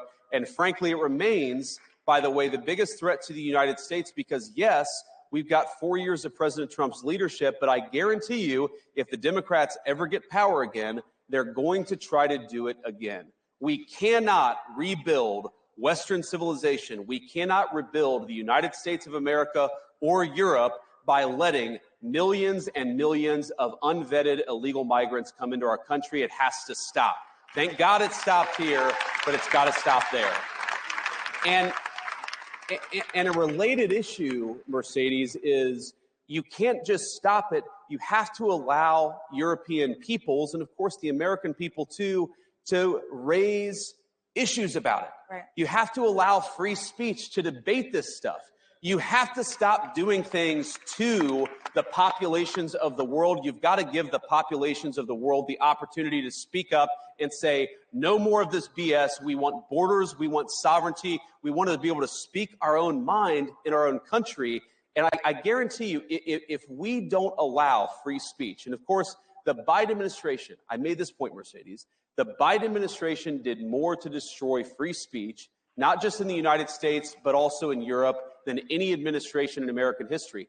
I'm not even blaming the Europeans. I'm actually saying you follow the lead of Joe Biden into censorship and mass migration.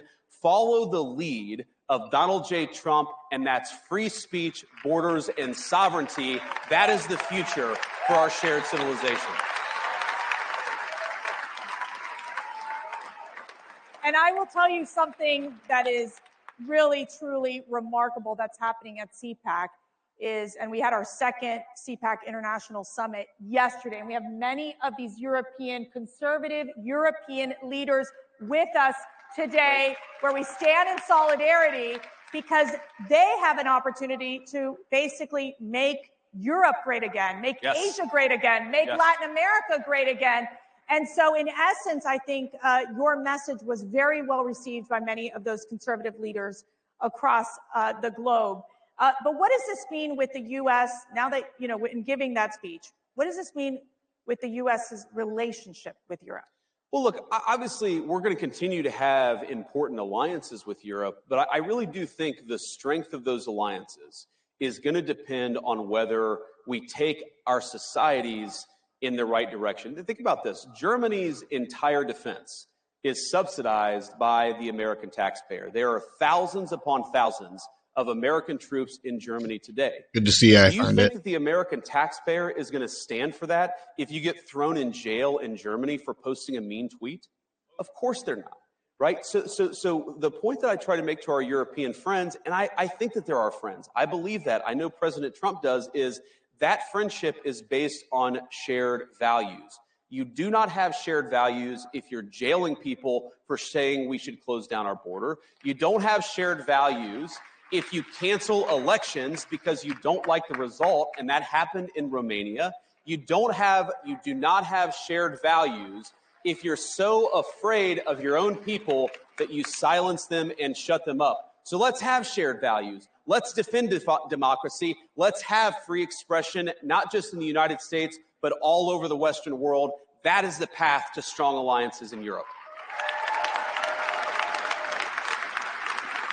We had Ambassador Rick Riddell with us yesterday. He'll be on the CPAC stage during these conferences. He has like 3 jobs or 4 or 5. Yes, but let me ask you this. Where are we on basically the status of the Russia-Ukraine moving forward in terms of these negotiations in bringing peace to this endless war? It's early. And I think what makes him such an effective negotiator, I've seen this in private, is that he doesn't take anything off the table. When he walks into negotiation, he says everything is on the table. And of course, that makes the heads explode in the American media because they say, why are you talking to Russia? Well, how are you going to end the war unless you're talking to Russia? You've got to talk to everybody involved in the fighting if you actually want to bring the conflict to a close. And I know the president does. But I'll tell you the goals that animate President Trump's policy. It's really simple. He wants the killing to stop. He wants to bring lasting peace to Europe. He doesn't just want to stop it now and have the war restart a month from now. He wants to bring lasting peace to Europe because the president believes this, and he's absolutely right. Peace is in the interest of Russia. It's in the interest of Ukraine. It's in the interest of Europe. But most importantly, peace is in the interest of the American people, and he's going to fight for it for the remainder of his administration. Wherever war breaks out, he's going to be the president of peace. Now, he, of course, is a very good negotiator, a very good businessman. He recognizes that a lot of these issues are tough. It's going to take a smart statesman to figure this stuff out, but we've got that in the White House, and I really believe that we're on the cusp of peace in Europe for the first time in 3 years because we have leadership from the Oval Office, and we haven't had it in 4 years in this country.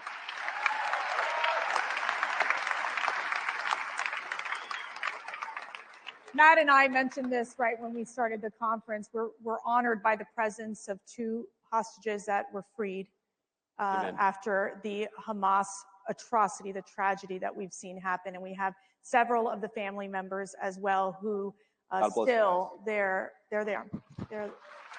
Where their loved ones are still being detained by Hamas.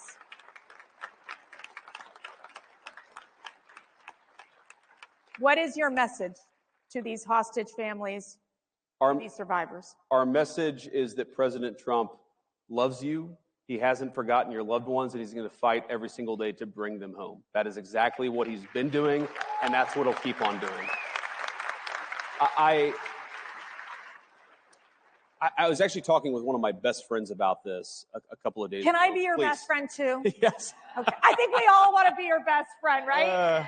Okay. But I was talking with him, and he was asking. He just seems such like he a was down to like, earth well, dude. I don't I understand. could totally think I could have a beer why with him was or something. Biden unable to do this? And then, like, the minute that Donald Trump won, we started to make progress in bringing the hostages home. And I said, man, it's just a question of leadership. You actually need a president who is willing to pick up the phone and say, you got to bring these people home. No. We're not focused on that crap right now. We're focused on bringing hostages home. And then when the negotiations hit a wall, because they always do, you need a president who picks up the phone and says, cut this crap out. We've got to make progress, and you've got to keep that pace going. It's leadership. It really is. And I saw it behind the scenes. We know where you live. And what the president did is he empowered, in particular, because this was before we were inaugurated. This was before we had our great Secretary of State, Marco Rubio, or any of the great people around us. The president sent his dear friend, and he's become my dear friend, Steve Witkoff, as an emissary of the President of the United States. And he said, Steve, you speak for me, get it done. And if there are problems, pick up the phone and call me.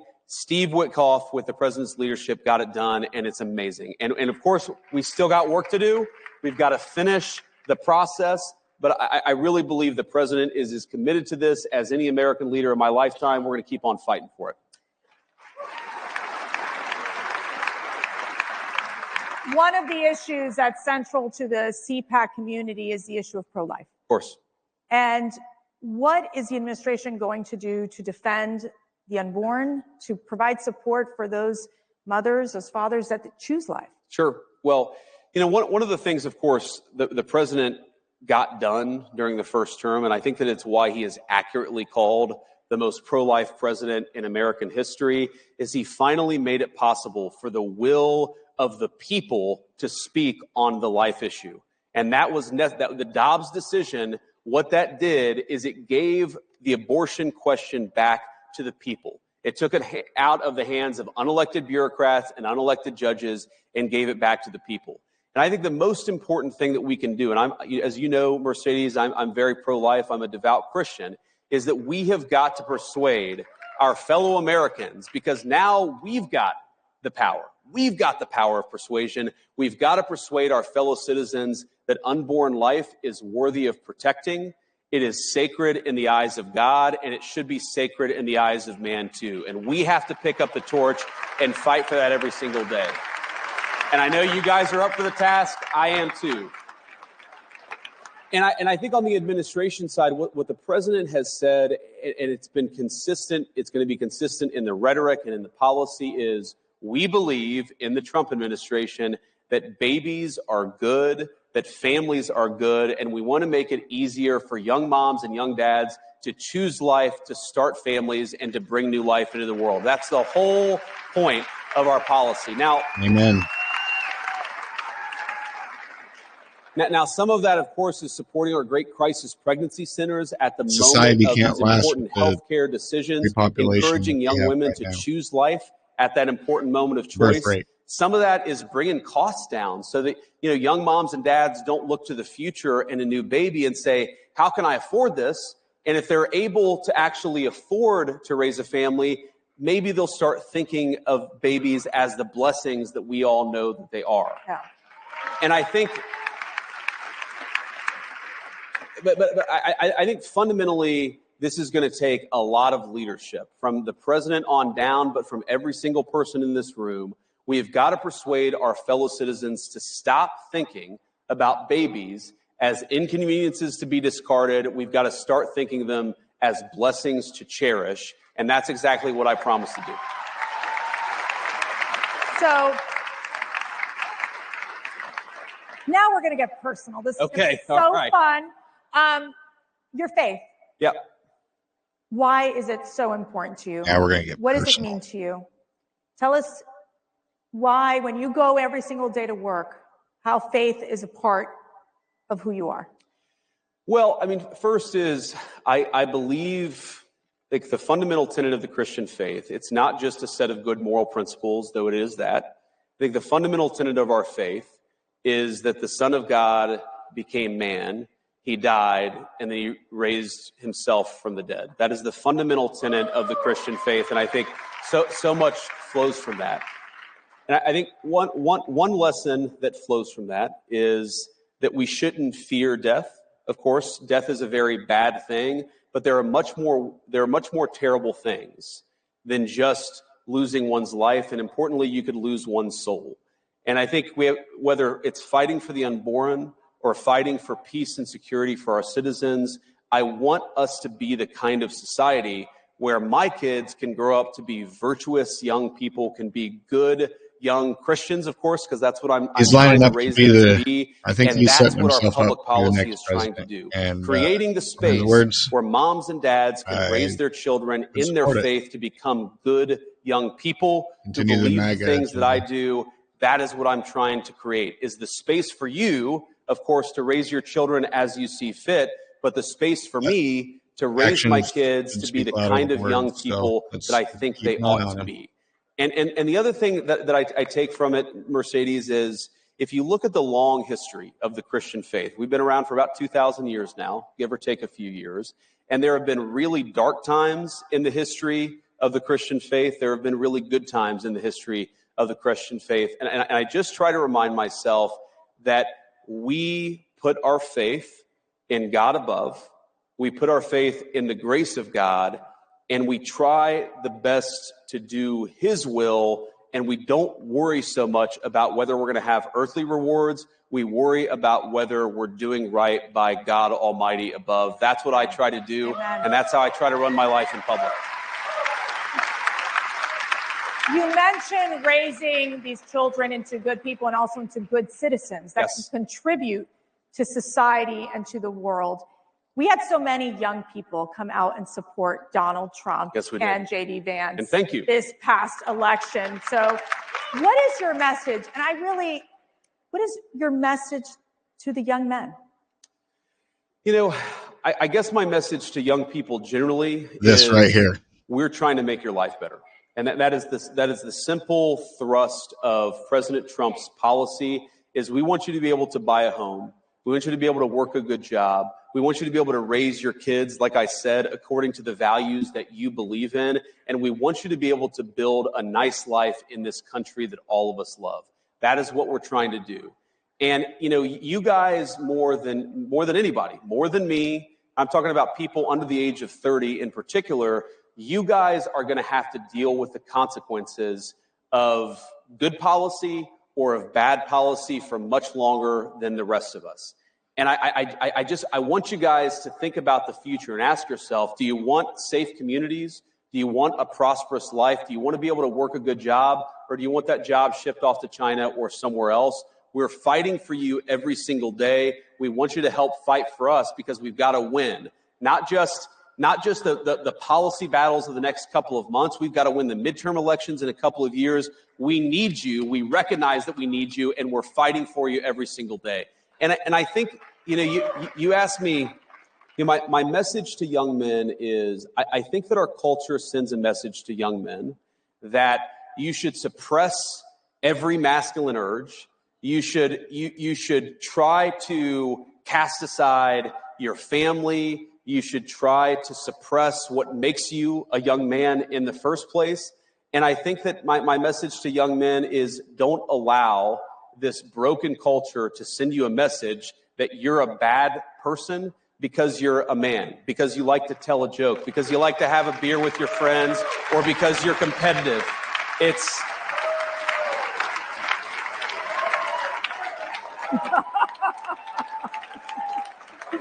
our message, the cultural message, and I think the president's and mine is the exact opposite, but our cultural message is I think that it wants to turn everybody, whether male or female, into androgynous idiots who think the same, talk the same, and act the same. We actually think God made male and female for a purpose, and we want you guys to thrive as young men and as young women, and we're going to help with our public policy to make it possible to do that. And by the way, that I actually think, Mercedes, this is the thing that President Trump, this is why the media went after him so hard, is because, you know, when I think about, like, what is the essence of masculinity? You could answer this in so many different ways, But when I think about me and my guy friends, we really like to tell jokes to one another. Like, we like to laugh. If you think of all the movies that were really popular. Are you saying you're pretty funny? I try to be. Okay, President Trump, who's funnier? Who's funnier? President Trump. All right, there you go. Let's be honest. There you go. He's got the best sense of humor of any American political figure. But I think this is why young men in particular are so, they're so inspired by President Trump, is because he doesn't allow the media to tell him he can't make a joke or he can't have an original thought. President Trump just says what's on his mind. That's a damn good thing, and it's a good example to set for young men in American culture. I always tell my 5 daughters, I don't have any sons, but Matt and I, we have 5 beautiful daughters, and I always say, oh Lord, 5 daughters? That's right. Always who I have marry. one, and you made a very important decision in marrying Usha. I did. And I married up. She is a beautiful second lady, and I want to know, what is the best advice Usha has given you? Well, this is so fun. Okay. This is going to be very personal. One piece of advice she gave me like a week ago was, you should be nicer on social media. I don't know that I'll take that advice. Some advice is good. Some advice is, can be good, but you don't have to always take it. Incorruptible guardian. You sound like my husband. The best advice Usha ever gave me, when it comes, she gave me so many good life advices, or pieces of advice, but the best advice she gave me when it came to politics is, don't let them filter you. And in politics, you've got consultants, and you've got media professionals, you've got pollsters, you've got a lot of people who try to tell you what to say or how to behave or, what to do. And Usha just said, just be yourself, be authentic, go out there and say what's actually on your mind, maybe a little nicer from time to time. But I think that's the best advice that she gave me. And that's why we take our kids everywhere. Nice. And that's why I'm not afraid to make a joke on social media, even if it's sometimes a dad joke. Forgive me, all of you who don't like dad jokes, but you just got to be yourself. Yeah. And I think that's President Trump's superpower in American politics. And that's probably the best advice Usha ever gave me, at least on politics. Okay, last question. What inspires you every day? Well, one is my family. Should be good. Right? I'm blessed to have a 7-year-old, a 5-year-old, and a 3-year-old. And I can't help but see the country through their eyes. And when we were on the campaign in particular, and we would take our kids with us, all of my kids, when we were about to land in some new place, they'd all rush to the window of the plane and they'd look out and they'd say, "Oh, Dad, this looks so cool." Like, the beauty of the Arizona cactuses and Arizona deserts. Or, we'd be in Texas for a fundraiser and they'd be like, "Oh my God, like, look at just all of that open space." Right? Or we'd be in North Carolina and say, "Oh, look how beautiful the green mountains," right? This idea of these beautiful green mountains of Appalachia, North Carolina. We love North Carolina. And I guess what inspires me is you can't help but be hopeful and energetic and optimistic about this country when you see it through the eyes of a child. So I hope I never lose that perspective, because it does inspire me every day. Well, Mr. Vice President, you inspire us every day. We are praying for you. We are praying for your family. We are praying for this incredible administration, for, of course, President Donald Trump. And we are honored that you are here with our CPAC family. And I'm honored to be here. Thank you. Thank you so much. Thank you all. I love you guys. Thank you.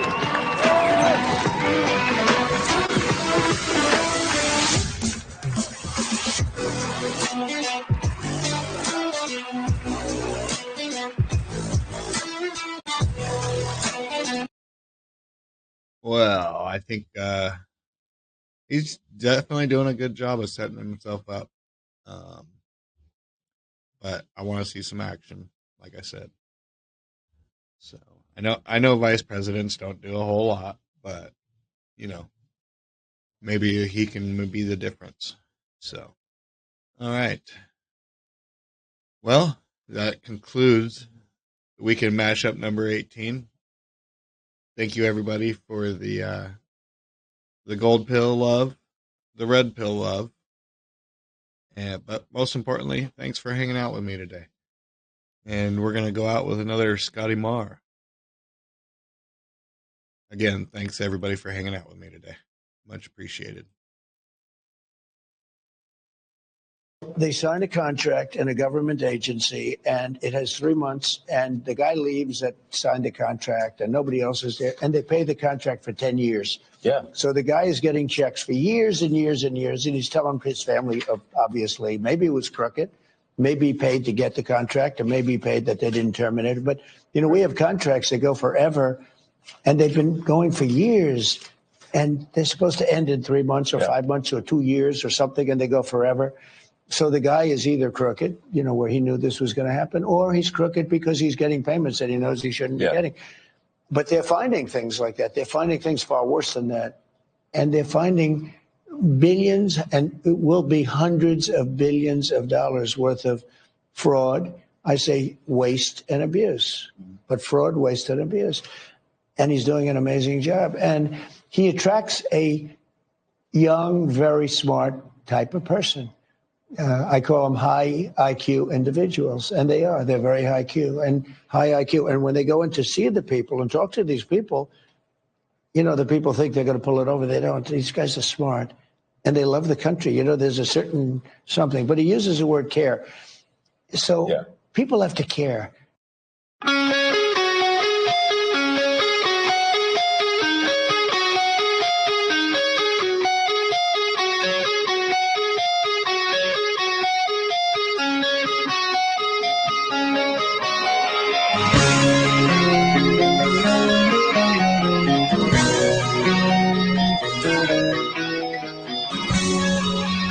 Thanks again for everybody that decided to hang out with me today. Have a blessed Sunday.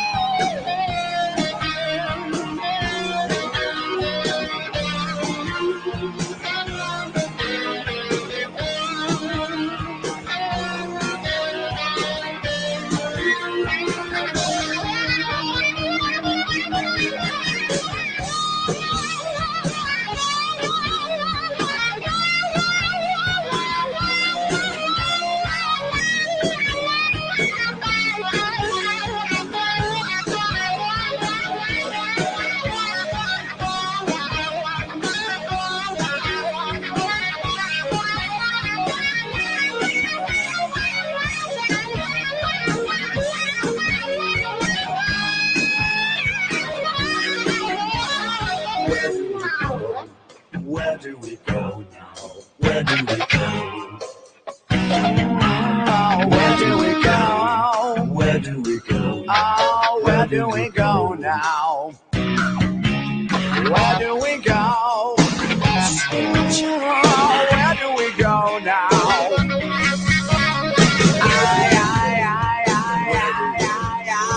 Where do we go now?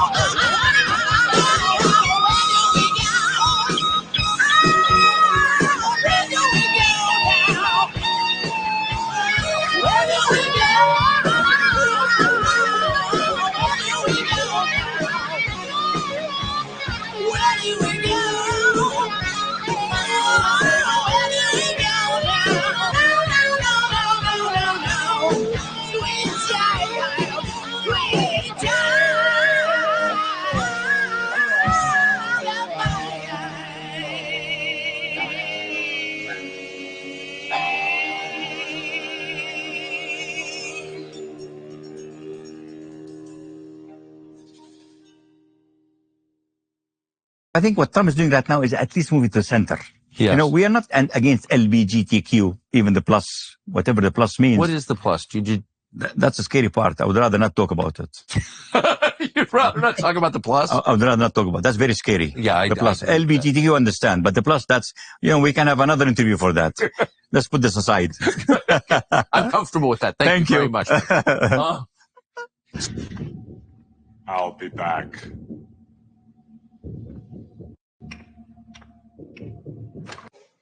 He's working for free with Doge. He's kind of put a lot of his life on hold. And you sued Twitter a number of years ago. You just made him pay you $10 million? That's right. That's right. That's right. Well, That's I sued from long before he had it. Yeah. And I mean, they really did a number on me, you know. And I sued, and they had to pay. They paid $10 million settlement. You're okay with that? I mean, I left it up to the lawyers and you know the team running Twitter. So I said, you guys do what you think is the right. It makes sense. I think it's fun. I think it's a very low. I was looking to get much more money than that. So you gave him a discount when the lawsuit. He got a Oh, he got a big discount. I don't think he even knows about it. He's become one of your. If you read and believe the media, he's become one of your best friends. He's working for free for you. Well, I love the president. I just want to be clear about that. You don't care about that. I know. I love the president. You love the president. I think President Trump is a good man, and he's, you know. It's nice the way he said that. You know, there's something nice about it. It really is. You know, because I mean, the president's been so unfairly attacked in the media. It's really outrageous.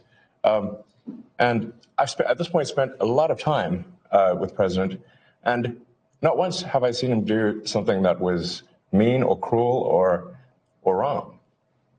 Not once. You know, I've known him for 30 years. Yeah. And I've never seen anybody take as much as he's taken. Yeah. That's working out well.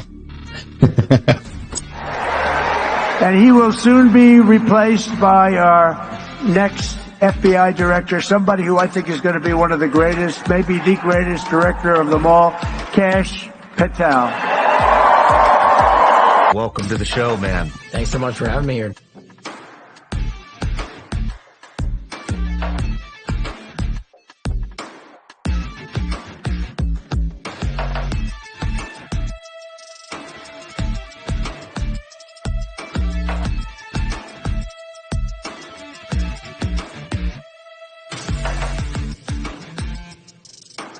We've got our data and we've got your data. You really can't compete. What he says is we want to become the Saudi Arabia of data. AI's already infiltrating our lives. Type something into Google and you'll get an AI overview with information from many different sites. And on Facebook, there's Meta AI. Type in a question and you'll get the answer.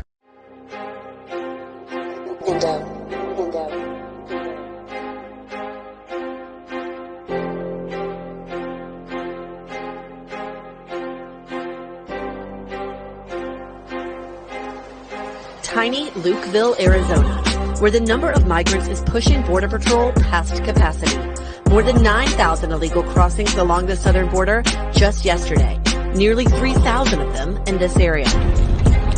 Now we have met. That was our first month of Tom's and now it's gone.